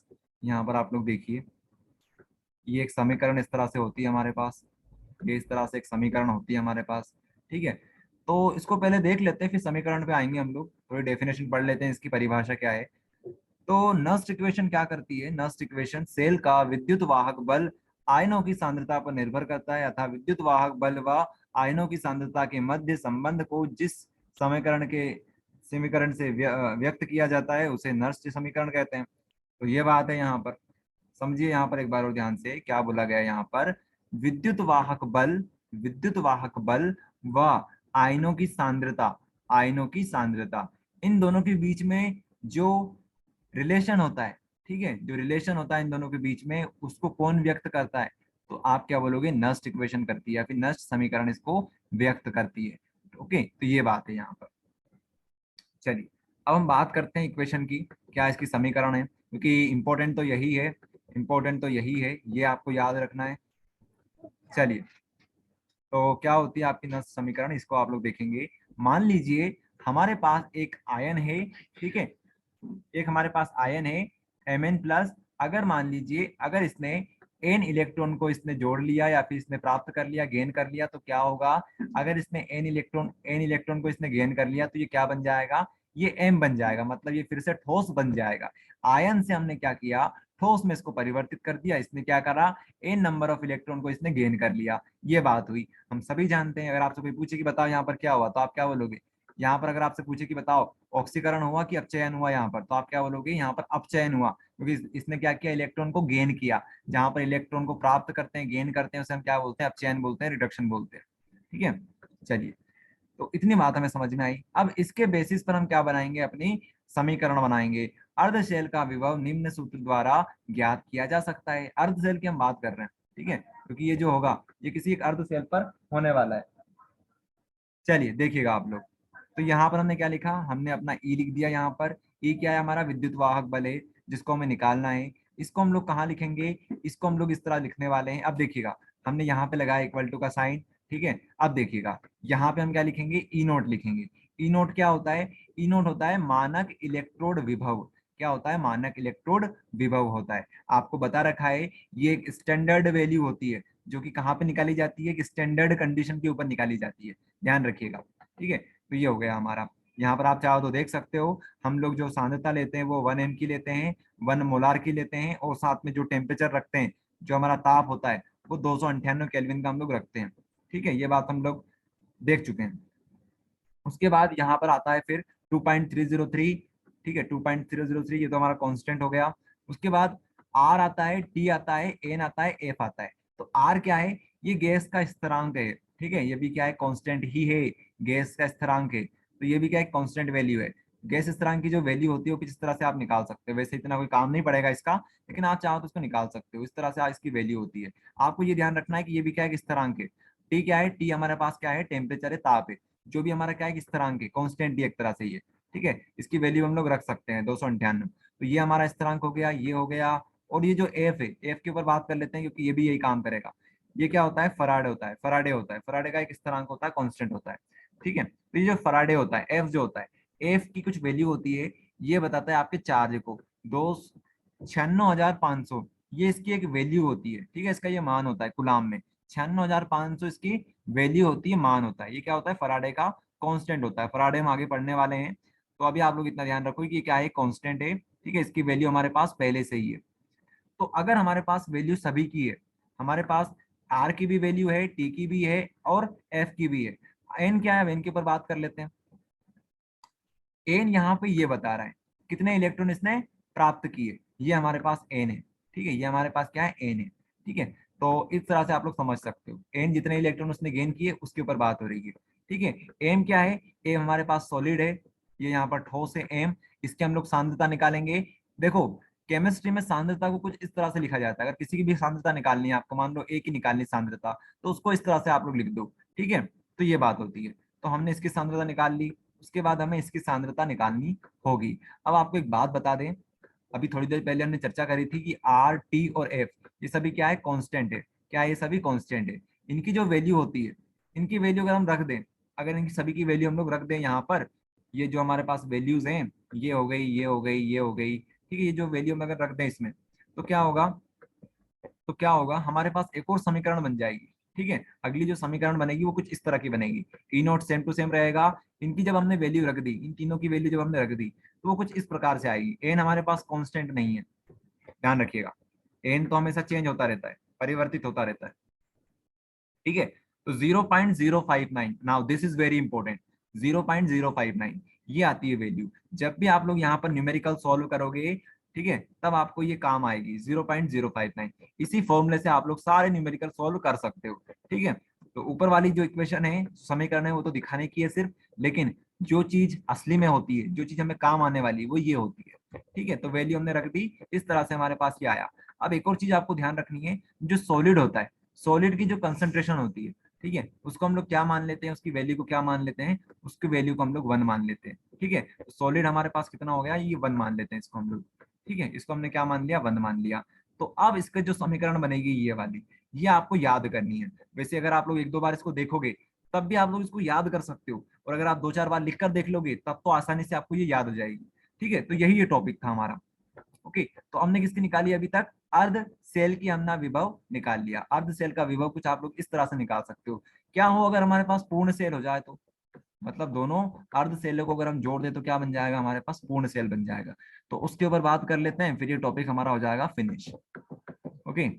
चलिए, तो हमने यहाँ पर ले रखी एक स्लाइड, यहाँ पर देखिए आप लोग, मान लीजिए हमारे पास पूर्ण सेल क्या है, जिंक है और कॉपर है, वही हमने ले रखा है, जो गैल्वेनिक सेल हमने बनाया था स्टार्टिंग में, उसी को हमने ले रखा है, इस तरह से होगा ये। तो अगर आपको इसके लिखना है नस्ट इक्वेशन, तो क्या करोगे, सेम टू सेम वही कहानी है।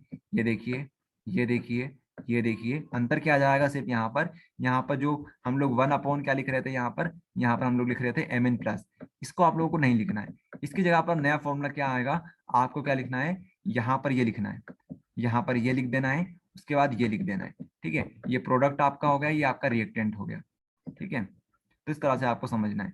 ये जो राइट साइड में होता है उसको आपको यहाँ पे लिखना है, जो लेफ्ट साइड में यहाँ पे होता है, ठीक है, उसको आप लोगों को यहाँ आयन लिखना है, आपको आयन हमेशा लिखना है। ये चीज तो कैंसिल हो जाएगी, ये तो कट जाएगी, क्योंकि इनकी वैल्यू कितनी होती है, इसकी भी 1 होगी, और जो सॉलिड होते हैं उनकी वैल्यू हमेशा 1 होती है। तो ये तो नहीं लिखेंगे हम लोग, सिर्फ इनके ऊपर ध्यान देंगे। तो इसको आप लोगों को यहाँ ऊपर लिखना है, इसको आप लोगों को नीचे लिखना है।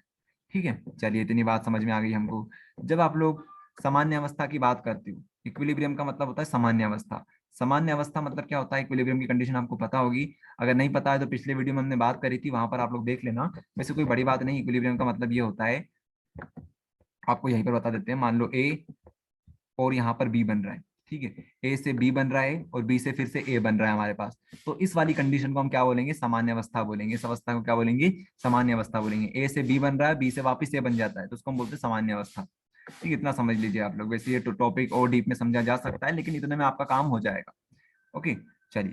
तो सामान्य अवस्था पे क्या होता है, हमारा जो ई सेल होता है, ई सेल जो होता है वो क्या हो जाता है, जीरो हो जाता है। उसकी वैल्यू कितनी हो जाती है, जीरो हो जाती है। अब ये चीजें आपको याद करनी पड़ेगी भैया। ठीक है, इसकी वैल्यू कितनी हो जाती है, जीरो हो जाती है। तो यहाँ पे जीरो रख दो, बाकी सेम टू सेम यही रहेगा। अब आप लोग क्या निकाल सकते हो, इसका इसका ये निकाल सकते हो। ठीक है, मानक इलेक्ट्रोड निकाल सकते हो, विभव निकाल सकते हो, आप लोग पी नॉट्स ऑफ सेल निकाल सकते हो। तो इसको निकालने के लिए क्या करोगे, जो भी नेगेटिव वाली वैल्यू है उसको इस तरफ ले जाओ, और क्या, ये छोटी मोटी मैथ्स आपको लगानी पड़ेगी यहाँ पर। ठीक है, तो आपने ये ले गए। अब हमारे पास ये दिक्कत दे रहा है, ये हमें दिक्कत दे रहा है कि इतनी बड़ी वैल्यू को हम लोग छोटा कैसे कर सकते हैं। तो इसकी वैल्यू को आप लोग के मान लीजिए, और के की जगह पर यहाँ पे मान लीजिए सी। ठीक है, ये कॉन्स्टेंट हमारा, तो सी मान लिया हमने। ठीक है, तो ये सी मान लिया हमने। ओके, तो इस तरह से आप लोग समझ सकते हो। तो इसकी वैल्यू को हमने सी मान लिया, इसकी पूरी वैल्यू को यहाँ पर इस तरह से लिख दिया। मतलब कुछ नहीं किया, इसको हमने यहाँ पर लेके चले गए और वैल्यू पूरी लिख दी हमने। ओके, जब आप अपनी कॉपी में करोगे इसको तो आपको बहुत आसान लगेगा ये। ओके, यहाँ पे हमें पहली बार में ऐसा लगता है कि यार इतनी बड़ी इक्वेशन हो गई, लेकिन एक्चुअल में ये इक्वेशन इतनी बड़ी नहीं है। ये जो समीकरण है वो काफी सिंपल समीकरण है। एक दो बार जब आप प्रैक्टिस करोगे तब आपको समझ में आ जाएगा। अगर आप बुक खोल के बैठोगे तो बुक में तो बहुत सारी चीजें फालतू दे रखी है, तो उन लोगों के उनके चक्कर में आप लोग मत पड़ना। आप लोग अपना जो कंटेंट, जो इंपॉर्टेंट कंटेंट है उस पर फोकस करना आप लोग। ठीक है, चलिए, तो ये चीज होगी यहाँ पर। अगला जो टॉपिक है हमारे पास, विद्युत अपघटनी सेल। विद्युत अपघटनी सेल क्या है, इसका मतलब, यहाँ विद्युत अपघटनी सेल क्या करता है, ये उल्टा कर देता है उसका, और क्या मतलब हमारे पास क्या होगी पहले से ही, यहाँ पूरा पढ़ के देख लेते हैं ताकि चीजें आपको समझ में आ जाएगी, कुछ भी चीज हमारी छूटेगी नहीं। तो यहाँ विद्युत अपघटनी सेल, सेल का एक ऐसा प्रकार होता है जिसमें बाहरी स्रोत से विद्युत ऊर्जा का प्रयोग किया जाता है। अर्थात विद्युत अपघटनी सेल में एक ऐसा सेल होता है जिसके अंदर रासायनिक अभिक्रिया को संचालित करने के लिए, सभी रासायनिक अभिक्रिया को पूर्ण करने के लिए बाहरी स्रोत से विद्युत ऊर्जा की आवश्यकता होती है। हम लोग इस बार क्या करेंगे, यहां तक हमने कंप्लीट कर लिया ना। ये देखिए हम क्या करेंगे इस बार, यहाँ से बाहरी सोर्स से हम लोग क्या देंगे, विद्युत देंगे। क्या देंगे हम लोग, विद्युत ऊर्जा यहाँ से दे देंगे, मतलब बैटरी हम लोग यहाँ पर फिक्स कर लेंगे। अब क्या होगा, हमने यहाँ पर करंट दे दिया, क्या दे दिया, विद्युत वाह, हमने यहाँ पर क्या दे दी, विद्युत धारा पहले से उत्पन्न करवा दी। तो अब इससे क्या होगा, अब लोग हम ये करना चाहते हैं कि हमारे पास विद्युत पहले से ही है, हम इससे रासायनिक क्रिया करवाना चाहते हैं, रासायनिक अभिक्रिया करवाना चाहते हैं। तो मतलब ये क्या कर रहा है, ये विद्युत विद्युत ऊर्जा से रासायनिक ऊर्जा में परिवर्तन ला रहा है। विद्युत ऊर्जा हमारे पास पहले से थी, उससे हम लोग क्या कर रहे हैं, हम लोग रासायनिक ऊर्जा प्राप्त करना चाहते हैं। ठीक है, तो ये जस्ट अपोजिट है, गैल्वेनिक सेल का ये जस्ट अपोजिट है। ओके, विद्युत ऊर्जा हम दे देंगे इसको, ये हमको रिटर्न में क्या करेगा, रिटर्न में हमें क्या देगा, ये हमें रासायनिक ऊर्जा देने वाला है। ये बात है यहाँ पर। और इसका मतलब यहाँ हुआ कि विद्युत अपघटनी सेल वहां सेल होता है जो विद्युत ऊर्जा को रासायनिक ऊर्जा में बदल देता है, और इनके अंदर विद्युत अपघटन की क्रिया होती है, इसलिए इसे विद्युत अपघटनी सेल कहते हैं। आ गया होगा आपको समझ में। वैसे अगर आपको गैल्वेनिक सेल समझ में आ गया था, ठीक है, तो आपको ये भी आसानी से समझ में आ गया होगा। ठीक है, ये जस्ट अपोजिट होता है। अब इसमें कुछ खास बातें होती है जो आपको पता होनी चाहिए। पहली बात तो हम ये बोलेंगे कि यहाँ से हमने बाहरी सोर्स से क्या दे दिया, बाहरी स्रोत से हमने क्या दी, विद्युत ऊर्जा यहाँ पर हमने प्रदान करी। पहली बात आपको ये ध्यान रखनी है। दूसरी बात ये याद रखनी है आपको, यहाँ पर क्या होता है, हमें यहाँ हमें क्या मिलता है, यहाँ पर देखिए लिखा हुआ है, विद्युत अपघटनी सेल में क्या होता है, विद्युत ऊर्जा से रासायनिक ऊर्जा मिलती है, विद्युत ऊर्जा से रासायनिक ऊर्जा मिलती है। ओके, ये हमको दूसरी बात याद रखनी है। तीसरी बात कौन सी याद रखनी है हमें? तीसरी बात आपको ये याद रखनी है कि ये आपका, इस बार ये एनोड है, ये आपका कैथोड है, कैथोड है। इसमें क्या होता है, इसमें आपको ध्यान देने वाली बात ये है, इसमें ये पॉजिटिव होता है, ये नेगेटिव होता है। ठीक है, ये पॉजिटिव होता है, ये आपका नेगेटिव होता है। ठीक है, ऐसा क्यों हुआ? क्योंकि यहाँ पर आप लोग देखिए, ये जो Cl माइनस है, सॉल्यूशन किसका हमारे पास? नमक का सॉल्यूशन है। विलियन किसका हमारे पास? NaCl का है। तो Cl इस तरफ जा रहा है, इसका मतलब क्या हुआ? इसका मतलब ये हुआ कि ये जो नेगेटिव है, नेगेटिव कहाँ पे जाता है? पॉजिटिव की तरफ जाता है। तो इसमें और उसमें यही अंतर है कि यहाँ पर एनोड को पॉजिटिव लिया जाता है और कैथोड को नेगेटिव लिया जाता है। ओके, कैथोड को नेगेटिव लिया जाता है। एनोड के ऊपर हमेशा ऑक्सीडेशन होगी और कैथोड के ऊपर हमेशा अपचयन होगा या रिडक्शन होगा। आया समझ में? इतनी बात आपको ध्यान रखनी है। इसका एक बड़ा सा डिफरेंस होता है, उसको भी हम लोग डिस्कस करेंगे कि दोनों में क्या अंतर होता है। तो एक काम करते हैं, इसको ही देख लेते हैं कि गैल्वेनिक सेल में और विद्युत अपघटनी सेल में क्या अंतर होता है। ठीक है, तो आपको चीजें समझ में आएंगी। तो एनोड यहाँ पर क्या होता है? धन ध्रुव होता है, मतलब ये पॉजिटिव होता है। ठीक है, एनोड जो होता है यहाँ पर आपको याद करवाया था एक फॉर्मूला, LOAN, इस तरह से आप याद रखिए कि लेफ्ट में क्या होता है हमारे पास? लेफ्ट में ऑक्सीडेशन होता है, जिसके ऊपर क्या होता है? एनोड होता है। क्या होता है? एनोड होता है। एनोड के ऊपर ऑक्सीडेशन होता है जो कि नेगेटिव होता है। ठीक है, तो हम यहाँ पर क्या बोल रहे हैं? धन ध्रुव होता है। अच्छा, ये हम इस बात कर रहे हैं विद्युत अपघटनी की। ठीक है, तो विद्युत अपघटनी में क्या होता है? पॉजिटिव होता है। और गैल्वेनिक में क्या होता है? गैल्वेनिक में ये होता है, गैल्वेनिक हमने पहले पढ़ा था, तो पहले में ये होता है। विद्युत अपघटनी में क्या होता है? पॉजिटिव। इसमें क्या होता है? एन का मतलब होता है नेगेटिव, तो यहाँ पर क्या होता है? नेगेटिव होता है। ठीक है, ऋण ध्रुव होता है इसके ऊपर। आया समझ में? तो इसके ऊपर पॉजिटिव, इसके ऊपर नेगेटिव होता है एनोड। अब कैथोड की बात करते हैं, तो कैथोड यहाँ पर नेगेटिव होता है, यहाँ पर कैथोड क्या होता है? पॉजिटिव होता है। कैथोड यहाँ पे क्या होता है? पॉजिटिव होता है। ठीक है, ये दो चीज हमारी समझ में आ गई। मतलब दो डिफरेंस तो हम लोग लिख ही सकते हैं। अगर मान लो 5 नंबर में क्वेश्चन आता है, तो 5 नंबर में से हम लोग 2 नंबर तो बहुत आसानी से ला सकते हैं। ठीक है, अब तीसरे के ऊपर बात करते हैं। इसमें रिडॉक्स अभिक्रिया विद्युत धारा के प्रवाहित करने पर होती है। तो यहाँ पर क्या होती है? रिडॉक्स रिएक्शन होती है हमारे पास। ठीक है, मतलब हमारी रासायनिक अभिक्रिया जो होती है वो किसकी वजह से होती है? विद्युत धारा की वजह से होती है, क्योंकि हम विद्युत ऊर्जा दे रहे हैं। विद्युत ऊर्जा देने की वजह से यहाँ पर रासायनिक ऊर्जा में मिलती है। लेकिन यहाँ पे क्या होता है? यहाँ हम लोग रासायनिक ऊर्जा से क्या करते हैं? विद्युत धारा उत्पन्न कराते हैं। ओके, इसमें रासायनिक अभिक्रिया स्वतः ही उत्पन्न हो जाती है, संपन्न हो जाती है, मतलब इसमें अभिक्रिया ऑटोमेटिक होती है। लेकिन इसमें हमें करवानी पड़ती है। कैसे करवानी पड़ती है? क्योंकि हम लोग यहाँ पर इलेक्ट्रिसिटी दे देते हैं, मतलब विद्युत धारा यहाँ पर हम लोग उत्पन्न करा देते हैं। ठीक है, तो दोनों में अंतर समझ में आया। तीसरा पॉइंट भी सिंपल है, डेफिनेशन ही एक तरह से, और क्या, जो परिभाषा है दोनों की वो लिख देना, आप लोग समझ जाओगे खुद ही। नेक्स्ट पॉइंट हमारे पास फोर्थ वाला, इसमें क्या बोला जा रहा है? इसमें विद्युत ऊर्जा का रासायनिक ऊर्जा में रूपांतरण होता है। इसमें रासायनिक ऊर्जा का विद्युत धारा में रूपांतरण होता है। तो ये बात भी आपको समझा दी।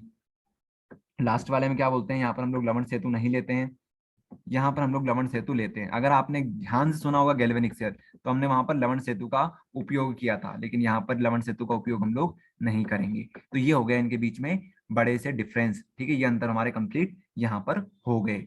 ओके, चलिए मेरी बात सुनिए आप लोग। अगर आपको कोई यहाँ पर डाउट होता है ना, तो एक बार वीडियो को रिवाइज करके देख लेना। ठीक है, रिवाइंड कर लेना वीडियो को, तो आपको चीजें समझ में आ जाएगी। क्योंकि ये दोनों के बीच में जो डिफरेंस होता है काफी आसान होता है। ठीक है, चलिए तो आगे बढ़ते हैं हम लोग। अगला जो हमारे पास टॉपिक है वो है फराडे के विद्युत अपघटन का नियम। ठीक है, इसके दो नियम होते हैं फराडे के, एक होता है प्रथम नियम, एक होता है द्वितीय नियम। ठीक है, तो दो नियम हमको पढ़ने हैं फराडे भाई साहब के। तो बात करते हैं फराडे के पहले नियम के बारे में कि क्या होता है फराडे का पहला नियम, फिर बात करेंगे फराडे का दूसरा नियम। ठीक है, चलिए तो पहला नियम क्या बोलता है? फराडे का प्रथम नियम क्या हमें कहता है? विद्युत अपघटन की क्रिया में किसी इलेक्ट्रोड पर मुक्त हुए पदार्थ का द्रव्यमान विद्युत अपघट्य में प्रवाहित आवेश के अनुक्रमानुपाती होता है। ठीक है, चलिए अब इसका मतलब आपको समझाते हैं, क्या इसका मतलब हुआ। देखिए, यहां पर आपको फोकस करना है, यहाँ पे आपको फोकस करना है। देखिएगा क्या हुआ। मान लीजिए हमने कुछ इस तरह का सेल अपना कंप्लीट कर लिया। ठीक है, तो हमें हमें पता है कि इसमें क्या होगा। इसमें अभी थोड़ी देर के लिए मान लेते हैं CuSO4 डला हुआ है। क्या डला हुआ है इसके अंदर? CuSO4 डला हुआ है। ओके, CuSO4 डला हुआ है, तो यहाँ पर Cu2+ होगा। हमें पता है ये Cu2+ में, अरे Cu2+ में और SO4 2- में टूट जाता है, ब्रेक हो जाता है। ठीक है, इस तरह से ये ब्रेक हो जाता है। तो भाई साहब ये जो Cu2+ है ना, ये किधर जाएगा? ये नेगेटिव वाले इलेक्ट्रोड के ऊपर या नेगेटिव वाली छड़ के ऊपर जाएगा। तो नेगेटिव वाली छड़ हमारे पास मान लीजिए ये वाली है, ये वाली हमारे पास नेगेटिव छड़ है, जहाँ से इलेक्ट्रॉन आ रहे हैं यहाँ से, ठीक है। तो इसके ऊपर ये जाएगा, ठीक है। तो ये जाकर कहाँ क्या हो जाएगा, वहां पर समाहित हो जाएगा, डिपॉजिट हो जाएगा, ठीक है। यहाँ पे जाके ये क्या हो जाएगा, चिपक जाएगा, डिपॉजिट हो जाएगा, कुछ भी बोल दो आप लोग, ठीक है। यहाँ पर जाके डिपॉजिट हो जाएगा, समाहित हो जाएगा। आया समझ में, ये होने वाला है। तो जितना ज्यादा हम लोग चार्ज पास करेंगे, यहाँ पर हमने बैटरी लगा रखी है, अब जितना ज्यादा आवेश होगा यहाँ पर, जितना ज्यादा आवेश हमारे पास होगा, आवेश मतलब चार्ज, जितना ज्यादा हमारे पास चार्ज होगा उतना ज्यादा ये क्या होगा, उतना ज्यादा ये जो हमारे ये जो हमारा Cu2+ है वो जाकर इसके ऊपर चिपक जाएगा, ठीक है। तो ये होता है, इसी को हम लोग इस तरह से लिखते हैं। अब यहाँ पर आप लोग देखिएगा, विद्युत अपघटन की क्रिया में किसी इलेक्ट्रोड पर ये मान लो हमारे पास इलेक्ट्रोड है, ठीक है, ये जो हमारे पास छड़ है, पर मुक्त हुआ पदार्थ, मुक्त कौन हुआ भैया हमारे पास, Cu2+, ये क्या होगा, द्रव्यमान, पदार्थ का द्रव्यमान, द्रव्यमान मतलब अपना मास, ठीक है।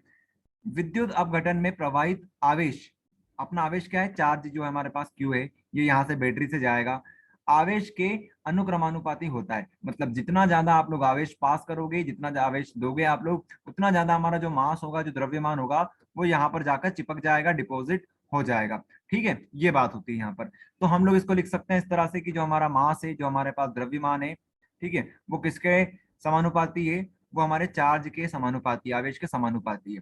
तो इसको हम सोल्व करेंगे। अब यहाँ पे कांस्टेंट आ जाएगा जिसको हम बोलते हैं जेड, यहाँ पे हम लोग जेड लिखते हैं, ठीक है। ये देखिए अब ये हमारे पास बन गया। अब एक हमें फॉर्मूला पता होगा क्यू का हमें पता है क्या होता है क्यू इस तरह से हम लोग लिख सकते हैं, ठीक है। क्यू इजिकल्स टू IT हम लिख सकते हैं। कैसे लिख सकते हैं, आप सभी को पता होना चाहिए, एक फॉर्मूला होता है, ये हमारे पास एक सूत्र होता है कि जो हमारे पास विद्युत धारा होती है वो क्या होती है, आवेश बटे समय, ठीक है। इस तरह से हम इसको लिखते हैं। तो एक काम कर सकते हैं, यहाँ पर क्यू की वैल्यू निकाल सकते हैं। क्यू को क्या लिख सकते हैं हम लोग, I और T लिख सकते हैं, ठीक है। तो इस क्यू की वैल्यू हम लोग यहाँ पर पुट कर देंगे, यहाँ पर रख देंगे। तो क्या होगा भैया, Z इक्वल्स टू ZIT, इस तरह से हम लोग बना लेंगे। तो यही हमारे पास क्या बन जाएगी, ये हमारे पास अपना सूत्र बन जाएगा, फॉर्मूला बन जाएगा, ठीक है। तो पहला नियम हमारा कंप्लीट होता है। इस तरह से आप लोग देख लीजिए, ठीक है। आवेश क्या होता है, धारा गुणित समय, इसी को आप लोग लिख सकते हो इस तरह से भी। तो ये हमारे पास बन गया फॉर्मूला, ठीक है। इसको आप लोग याद कर लीजिएगा, सिंपल, ये कोई मतलब मुश्किल नहीं है। ओके, चलिए आगे हम बात करते हैं। ओके, तो आगे बढ़ते हैं हम लोग। पहला नियम हमारा हो गया समाप्त। आगे हम देखते हैं फैराडे का दूसरा नियम, ठीक है। तो फैराडे का दूसरा नियम क्या कहता है हमें, अब दूसरे नियम में हमने कंडीशन थोड़ी सी चेंज कर दी। अब हमने क्या ले लिया है, दो अर्ध सेल ले लिए, यहाँ पर भी अर्ध सेल है हमारे पास, यहाँ पर भी अर्ध सेल हमारे पास है, ठीक है। दोनों को हमने क्या करा, कंबाइन कर लिया, ठीक है। तो हमारे पास पूर्ण सेल बन चुका है। ओके, तो यदि यदि हम लोग क्या करें, इसमें समान समान आवेश को प्रवाहित करें, ठीक है, समान आवेश को दोनों में प्रवाहित करें, ठीक है। तो क्या होगा, यहाँ पर देखिए, यदि विभिन्न विद्युत अपघटनों में समान आवेश अथवा समान प्रबलता की धारा को समान समय तक प्रवाहित करने पर इलेक्ट्रोड पर मुक्त हुए पदार्थ के द्रव्यमान क्रमशः M1 M2 M3 हैं, यदि उनके रासायनिक तुल्य क्रमशः E1 E2 E3 हैं हो, तो इस नियम के अनुसार क्या बोलेंगे कि जो हमारा मास होगा ना इस समय, वो किसके समानुपाती होगा, वो होगा ई के। ई क्या है हमारे पास, ई जो हमारे पास है, ये हमारे पास रासायनिक तुल्यक। अब आपको समझाते हैं अच्छे से, हुआ क्या यहाँ पर, हमने हमने क्या करा, अपने चार्ज को, अपने करंट को क्या कर दिया, इस बार हमने इसको कांस्टेंट कर दिया, स्थिर कर दिया कि भैया जो करंट है वो समान जाएगा, इसमें भी समान जाएगा, इसमें भी समान जाएगा, बराबर जाएगा। ऐसा नहीं है इसमें ज्यादा जा रहा है इसमें कम जा रहा है, ऐसा नहीं है। दोनों में बराबर हमारा जो करंट है, जो हमारा आवेश है, जो आप बोल सकते हो चार्ज है हमारे पास, ये सभी हमारे पास क्या है, समान है, ठीक है। हमने क्या किया, हमारी विद्युत धारा को समान रख दिया। अब इससे क्या हुआ, इससे ये हुआ कि पिछली बार तो हमने डायरेक्ट लिख दिया था कि M is directly proportional to Q, ऐसा कर दिया था, लेकिन अब हम ऐसा नहीं कर सकते क्योंकि हमारा चार्ज तो समान है। ओके, तो अब अगर आपको बताना है कि मास कितना डिपॉजिट होगा, ये जो हमारा द्रव्यमान है, द्रव्यमान कितना जाके यहाँ पर चिपकेगा, ठीक है। तो आप क्या बताओगे कि ये जो रहेगा हमारा द्रव्यमान M, वो किसके डायरेक्टली प्रोपोर्शनल रहेगा, वो रहेगा हमारे रासायनिक तुल्यकों के, रासायनिक तुल्यक। और रासायनिक तुल्यक आपको हमने चैप्टर नंबर 1 में पढ़ाया था, सॉरी चैप्टर नंबर 2 में पढ़ाया था, ठीक है। जब हम नॉर्मलता पढ़ रहे थे, नॉर्मलता में ये आता है, नॉर्मलता का जब कॉन्सेप्ट आपको बताया था, तब आपको बताया था रासायनिक तुल्यक क्या होते हैं, ठीक है, तो इस तरह से आपको ये ध्यान रखना है कि इस समय क्या होगा, इस समय चार्ज हम लोग नहीं ले सकते, चार्ज हम लोग नहीं ले सकते क्योंकि चार्ज तो हमने समान रख दिया, चार्ज हमारा क्या है, समान है। तो अब हम क्या कर सकते हैं, इसमें हमें कुछ और लेना पड़ेगा। तो यहाँ पे हम लोग क्या लेते हैं, इसमें हम लोग लेते हैं रासायनिक तुल्यक। ठीक है, तो इसका कुछ अपना रासायनिक तुल्यक होगा, इसका अपना खुद का एक रासायनिक तुल्यक होगा। चलिए, तो इसको हम लोग मान लेते हैं E1, को मान लेते हैं E2। ठीक है, इनके मास को हम क्या मान लेते हैं, इनके द्रव्यमान को E1 मान M1 मान लेते हैं, इधर मान लेते हैं M2। ठीक है, तो अब आपका फॉर्मूला क्या बनेगा, M1 होगा तो यहाँ पर E1 हो जाएगा, अगर यहाँ पर M2 होगा तो यहाँ पर E2 हो जाएगा।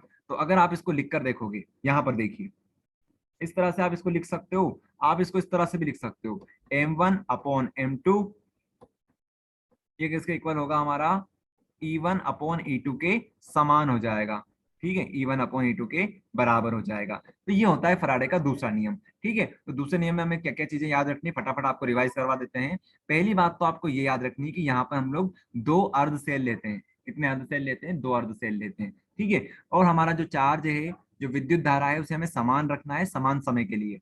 ठीक है, उसके बाद आप क्या याद रखोगे, तीसरी बात आपको ये याद रखनी है कि इस समय जो मास हमारा डिपॉजिट होगा, या फिर आप बोल सकते हो द्रव्यमान जो होगा, वो जो चिपकेगा वहां पर दूसरे वाले इलेक्ट्रोड के ऊपर, छड़ के ऊपर, वो कैसे होगा, वो रहेगा रासायनिक तुल्यकों के समानुपाती। ये आपको याद रखना है। ठीक है, तो ये इस तरह से हमारा दूसरा नियम भी फिनिश हो जाएगा। काफी इंपॉर्टेंट है दोनों नियम। ठीक है, परीक्षा में बहुत बार पूछे जा चुके हैं। चलिए, तो आगे बढ़ते हैं। विद्युत अपघट्य ये हमारा हो चुका था, पहले ही आपको बेसिक में पढ़ा दिया था, एक बार और देख लीजिए। ऐसे लवण या यौगिक जिनको जल में मिलाने पर वे आयनों में टूट जाते हैं, उन्हें क्या बोलते हैं, विद्युत अपघट्य कहते हैं। ठीक है, तो यही बात है, जो आसानी से पानी में जाने के बाद टूट जाते हैं उसे हम क्या बोलते हैं, विद्युत अपघट्य बोलते हैं। ठीक है, और इस प्रोसेस को क्या बोलते हैं, इस पूरी प्रक्रिया को क्या बोलते हैं, विद्युत अपघटनी कहते हैं। ठीक है, चलिए आगे हम बात करते हैं, विद्युत चालकता क्या होती है। विद्युत चालकता क्या होती है, ठीक है, देखो, इसको इंग्लिश में बोलते हैं कंडक्टिविटी। इसका मतलब ये होता है, अगर आप लोग विद्युत धारा प्रवाहित करते हो किसी वायर में से, किसी तार में से, तो अगर उसकी विद्युत चालकता अच्छी होगी तो वो अच्छी तरह से चालकता शो कर सकता है, मतलब अच्छी तरह से कंडक्टिविटी वो शो करेगा। जितनी ज्यादा चालकता होगी, विद्युत चालकता होगी, उतना अच्छा वो वायर माना जाएगा। जो वायर अच्छी कंडक्टिविटी शो करेगा, अच्छी चालकता शो करेगा, उसे हम क्या बोलेंगे कि हमारा जो वायर है वो बहुत अच्छा वायर है। ठीक है, तो ये होता है। इसको आप क्या बोल सकते हो, उसको रेजिस्टेंस की टर्म में क्या बता सकते हो, प्रतिरोध की टर्म में क्या बता सकते हो, तो आप इसको ये बता सकते हो। पहले तो विद्युत चालकता को रिप्रेजेंट करते हैं, प्रदर्शित करते हैं सी के साथ। ठीक है, सी के साथ इसको बताया जाता है। जितना अच्छा हमारा विद्युत चालकता होगा, उतना ही अच्छा हमें क्या बोलेंगे, इस वायर को बोलेंगे। अगर इसकी वायर की विद्युत चालकता अच्छी है तो इसका मतलब ये है कि ये वायर काफी अच्छा है। ठीक है, विद्युत धारा को अच्छी तरह से प्रवाहित करेगा ये। ठीक है, ज्यादा बाधा इसमें नहीं आएगी। अब बाधा से याद आया, बाधा क्या होती है, रेजिस्टेंस होता है। ठीक है, प्रतिरोध होता है। आर मतलब रेजिस्टेंस या प्रतिरोध। तो जो हमारा आर होता है, विद्युत जो आर होता है हमारे पास, ठीक है, रेजिस्टेंस जिसको हम लोग बोलते हैं, प्रतिरोध जिसको बोलते हैं। प्रतिरोध का मतलब ये होता है, प्रतिरोध का मतलब ये होता है रुकावट। ठीक है, जो विद्युत धारा के रास्ते में रुकावट पैदा करता है उसे हम बोलते हैं रेजिस्टेंस या फिर प्रतिरोध बोलते हैं। ठीक है, तो अगर हमारे पास रुकावट कम रहेगी तो हम क्या बोलेंगे, रुकावट अगर हमारे पास कम रहेगी तो हम उसको क्या बोलेंगे, उसे हम लोग बोलेंगे कंडक्टिविटी। जितनी कम रेजिस्टेंस होगा, जितना कम रेजिस्टेंस होगा, उतना ज्यादा हमारे पास कंडक्टिविटी होगी, मतलब विद्युत चालकता उतनी ज्यादा होगी हमारे पास। आया समझ में, तो इसका फॉर्मूला यही बनेगा, C इजिकल्स टू 1/R। जितना कम रेजिस्टेंस, जितनी कम रुकावट, उतना ज्यादा हमारा वायर अच्छा रहेगा, तार अच्छा रहेगा, उसकी कंडक्टिविटी, उसकी चालकता अच्छी रहेगी। ओके, चलिए, इतनी बात हमें समझ में आ गई। आगे हमारे पास विशिष्ट प्रतिरोध। ठीक है, प्रतिरोध तो हम समझते हैं कि क्या होता है, हमारे पास रेजिस्टेंस को हम लोग प्रतिरोध बोलते हैं। लेकिन ये विशिष्ट प्रतिरोध क्या होता है, विशिष्ट प्रतिरोध का मतलब ये होता है, वैसे इसको दो तरह से समझा जा सकता है। पहला पहला तरीका इसको समझने का ये है कि आर जो होता है वो क्या होता है, रो L/A होता है। L/A होता है। ए यहाँ पर क्या है, लेंथ है। ए क्या है, हमारे पास एरिया है। ठीक है, ये होता है। तो ये होता है हमारे पास आर। ये आप कहाँ पढ़ते हो, ये आप फिजिक्स में पढ़ते हो। कहाँ पे पढ़ते हो आप लोग, फिजिक्स में पढ़ते हो। जब आप लोग यूनिट नंबर 2 पढ़ोगे फिजिक्स में, तब आपको ये फॉर्मूला देखने को मिलेगा। ठीक है, अभी आप इतना ध्यान रख लो कि आर जो होता है हमारा, ठीक है, प्रतिरोध क्या होता है, रो L/A होता है। और इस समय जो यहाँ पर रो लिखा हुआ है, ये जो रो का साइन है, इसी को हम लोग क्या बोलते हैं, विशिष्ट प्रतिरोध बोलते हैं। इसी को क्या बोलते हैं, विशिष्ट प्रतिरोध बोलते हैं। इसको समझाया जा सकता है लेकिन काफी समय लग जाएगा इसको समझाने में। वैसे भी आप फिजिक्स में इसको पढ़ने वाले हो तो वहां पे आपको ये समझ में आ जाएगा। अभी आप ये समझो विशिष्ट प्रतिरोध क्या होता है, इस रो को क्या बोलते हैं हम लोग, विशिष्ट प्रतिरोध बोलते हैं। वैसे इसको एक तरीका और है समझने का, आप लोग ये समझ लीजिए, आपके पास मान लो, आपके पास मान लो 1 ml का क्या है, विलियन है, जिसके अंदर इलेक्ट्रोलाइट, मतलब कि आपके पास विद्युत अपघटन कितना है, अपघट्टी कितना है आपके पास। यहाँ पर आपके पास विद्युत अपघट्टी जो रहेगा, इलेक्ट्रोलाइट जो रहेगी आपके पास, यहाँ पर मान लीजिए 1 ml की आपके पास विद्युत अपघटन है, मतलब इसका जो आपका इलेक्ट्रोलाइट रहेगा वो कितना रहेगा, यहाँ पर 1 ml का आपके पास विद्युत अपघटन रहेगा। इलेक्ट्रोलाइट का जो कंसंट्रेशन रहेगा वो कितना रहेगा, सांद्रता कितनी रहेगी, 1 ml रहेगी। इसका मतलब ये हुआ। अब इसके अंदर आप लोग क्या निकालिए, इसके अंदर प्रतिरोध निकालिए। क्या निकालेंगे आप लोग, प्रतिरोध निकालेंगे, मतलब रेजिस्टेंस निकालेंगे, प्रतिरोध निकालेंगे। तो इसका जो प्रतिरोध आएगा, इसका जो प्रतिरोध आएगा, क्या आएगा, प्रतिरोध आर आएगा। उसको हम लोग क्या बोलेंगे, उसी को रो बोलेंगे, उसी को क्या बोलेंगे, रो बोलेंगे।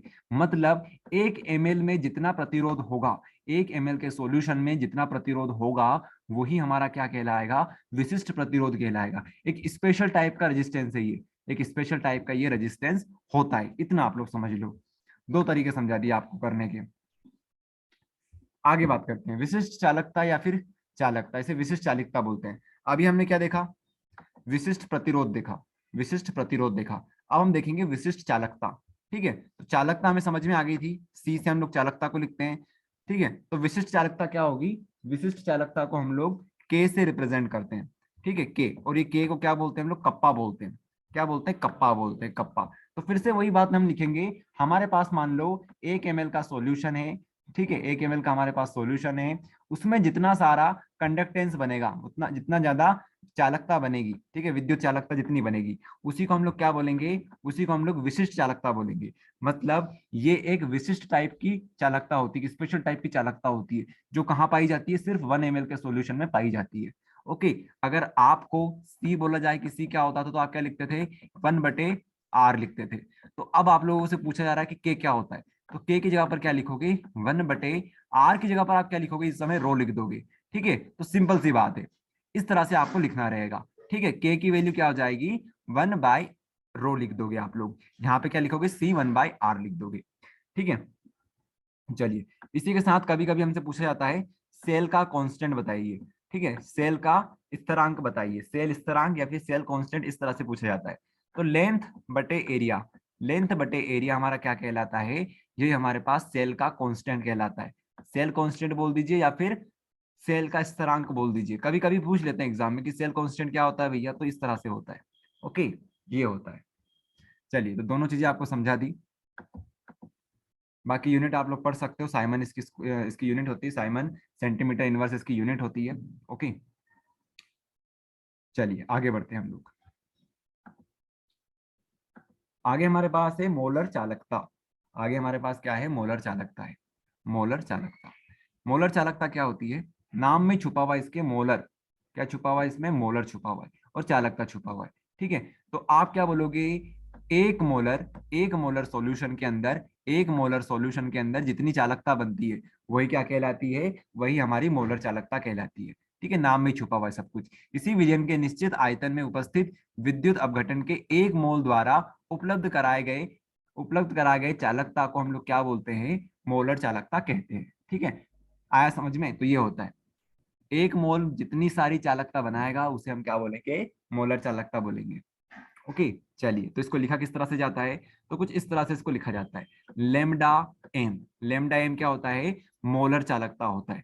ठीक है, इसका फॉर्मूला बनता है के kappa, kappa into 1000, kappa into 1000 upon में आप लोग क्या लिख दीजिए, मोलरता लिख दीजिए, मोलरता, क्योंकि मोलर की बात कर रहे हैं तो मोलरता जाएगा यहाँ पर।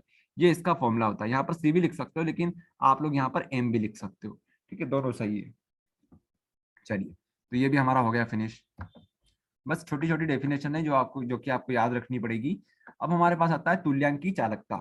तो तुल्यांकी चालकता भी सेम वैसा का वैसा ही है। यहाँ किसी विलयन के निश्चित आयतन पर उपस्थित विद्युत घटन के 1 ग्राम तुल्यक उपलब्ध कराए गए आयतनों की चालकता क्या कहलाती है, हमारे पास क्या कहलाती है, तुल्यांकी चालकता कहलाती है। मतलब अगर आपके पास 1 ग्राम तुल्यक है, 1 ग्राम तुल्यक अगर आपके पास है तो आप क्या बोलोगे, इसके अंदर जितनी भी चालकता बनेगी उसे हम क्या बोलेंगे, तुल्यांक चालकता कहने वाले हैं। इसको रिप्रेजेंट कैसे करते हैं, लेमडा EQ से इसको रिप्रेजेंट करते हैं। ठीक है, इक्विवेलेंट, इक्विवेलेंट का मतलब क्या होता है, तुल्यांक होता है। तुल्यांक बोल दो या फिर इक्विवेलेंट बोल दो, तुल्यांक बोल दो या फिर इक्विवेलेंट आप लोग बोल सकते हो। कभी कभी आप लोग कंफ्यूज होते हो ना यहाँ पर कि यार ये इंग्लिश में लिख दिया, इन्होंने हिंदी में लिख दिया। तो एक वीडियो आपके लिए बनाएंगे, एक वीडियो आपके लिए बनाएंगे जहां पर आपको ये जो सारी डाउट्स आते हैं छोटे छोटे, कि किसी को इंग्लिश में बोला जाता है उसको भी आपको याद रखना पड़ता है, हिंदी में याद करना होता है, तो एक वीडियो यहाँ पर बनाएंगे जहां पर सारे टर्म्स, पूरी केमिस्ट्री की सारी टर्म्स आपको समझा देंगे, इंग्लिश वाली भी और हिंदी वाली भी, ताकि आप एक साथ उनको याद कर लेना। ठीक है, फिर आपको कहीं पर भी प्रॉब्लम नहीं आएगी। चलिए, तो हमें याद रहेगा, एक वीडियो आपके लिए बनाना है, क्योंकि हिंदी मीडियम वालों को एक छोटी सी प्रॉब्लम ये होती है कि उन्हें इंग्लिश में भी याद करना पड़ता है। ओके, इसलिए हम लोग कभी कभी इंग्लिश में बोल देते हैं आपके लिए, इंग्लिश भी हम लोग साथ साथ बोलते रहते हैं ताकि आपको चीजें समझ में आती रहे। ठीक है, तो कहाँ थे हम लोग, यहाँ पर थे, 1 ग्राम तुल्यांक। ठीक है, तो आप इसको क्या बोल सकते हो, 1 इक्विवेलेंट भी बोल सकते हो।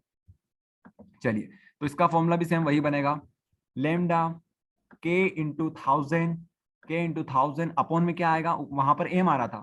ठीक है, यहाँ पे क्या आएगा, यहाँ पर एन आएगा, इतना चेंज हो जाएगा। एन क्या है, नॉर्मलता है, वहां पर मोलरता आ रहा था, यहाँ पर नॉर्मलता आ जाएगा। चलिए, तो आगे बढ़ते हैं। नेक्स्ट टॉपिक है हमारे पास कोलरोस्ट लॉ। नेक्स्ट टॉपिक है हमारे पास कोलरोस्ट लॉ। ठीक है, काफी इंपॉर्टेंट है, काफी सारे स्टूडेंट को ये डिफिकल्ट लगता है, काफी सारे स्टूडेंट को ये टॉपिक बहुत ज्यादा डिफिकल्ट लगता है, लेकिन आपको इसकी सच्चाई बताते हैं, ये टॉपिक बिल्कुल मुश्किल नहीं है।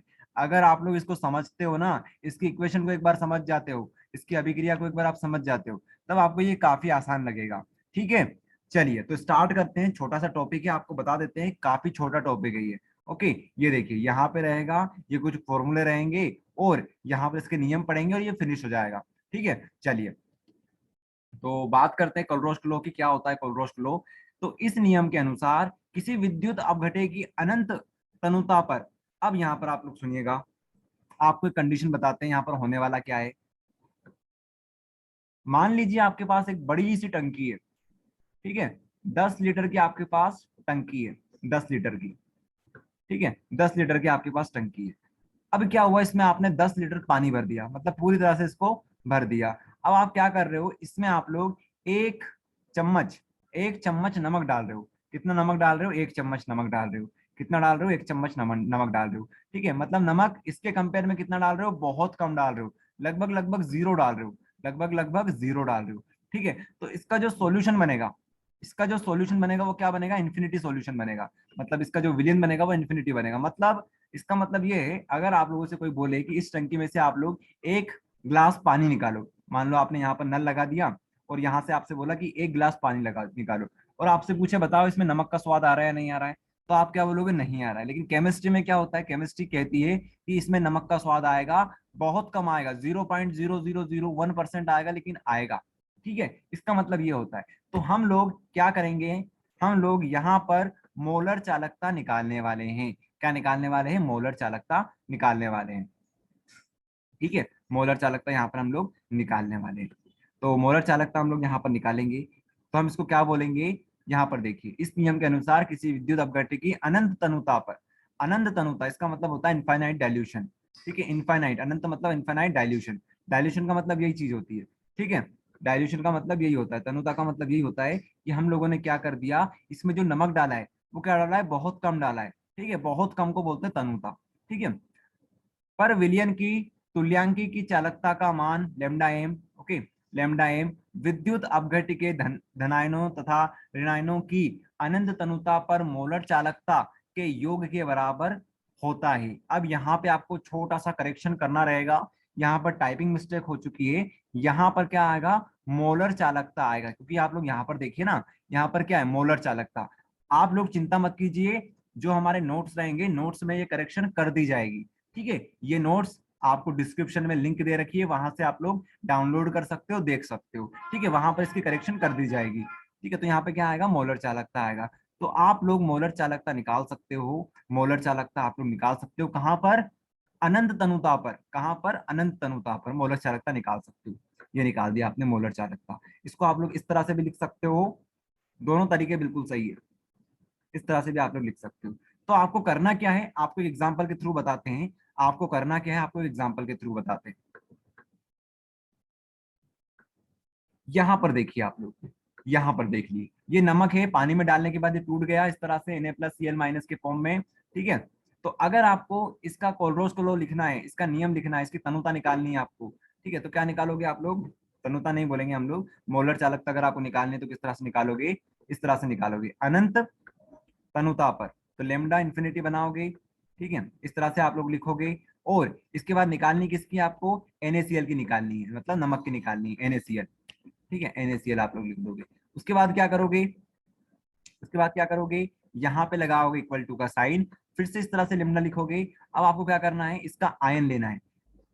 क्या लेना है आपको, आयन लेना है, मतलब पॉजिटिव वाला आपको आयन यहाँ पर लिखना है, पॉजिटिव वाला आयन आपको यहाँ पर लिख देना है। उसके बाद यहाँ पर प्लस का साइन लगाओगे, इसको थोड़ा सा व्हाइट कलर ले लेते हैं, इस तरह से आप लोग प्लस साइन लगाओगे। फिर से क्या करोगे, लेमडा एम लिखोगे, उसके बाद यहाँ पर लिख दोगे Cl-। ठीक है, दोनों आयनों को आप लोग जोड़ दोगे, दोनों आयनों को जोड़ दोगे। और आपको एक और चीज ध्यान रखनी होती है यहाँ पर, इस नियम के अनुसार, ये तो आपने लिख दिया, ये तो आप लोग कर लोगे। एक और चीज आपको ध्यान रखनी है, यहाँ पर देखिए, अगर आपके पास इस तरह से दे रखा हो, इस तरह से अगर आपके पास दे रखा हो, तो ये किस तरह से ब्रेक होगा, Ca2+ और 2Cl- में ये ब्रेक होगा, मतलब यहाँ पर 2 आ जाएगा। ठीक है, तो अगर किसी के आगे 2 आता है तो उसको आपको कहाँ लिख देना है, इसके आगे लिख देना है। ठीक है, अगर यहाँ पर 2 होता है तो हम यहाँ पर लिख देते हैं, अगर यहाँ पर 3 होता है तो 3 लिख देते हैं हम लोग। ठीक है, तो मतलब जितने आयनों की संख्या होगी उनको हम लोग आगे लिख देंगे। ठीक है, जितने आयनों की संख्या होगी उनको हम लोग कहाँ लिख देंगे, आगे लिख देंगे। ओके, ये रहेगा, इसी को हम लोग बोलते हैं कोलरोश का नियम। इस तरह से आप लोग निकाल सकते हो, मतलब कोई बड़ी बात नहीं बताई उन्होंने। उन्होंने क्या बताया कि आप हमें किसी आयन की मोलर चालकता बता दो अनंत तनुता पर, उसके अलावा दोनों आयन की बता दी। अब उन्होंने जोड़ दिया, जोड़ने के बाद ये आ गया उनके पास, तो मतलब उन्होंने कोई बड़ा काम नहीं किया।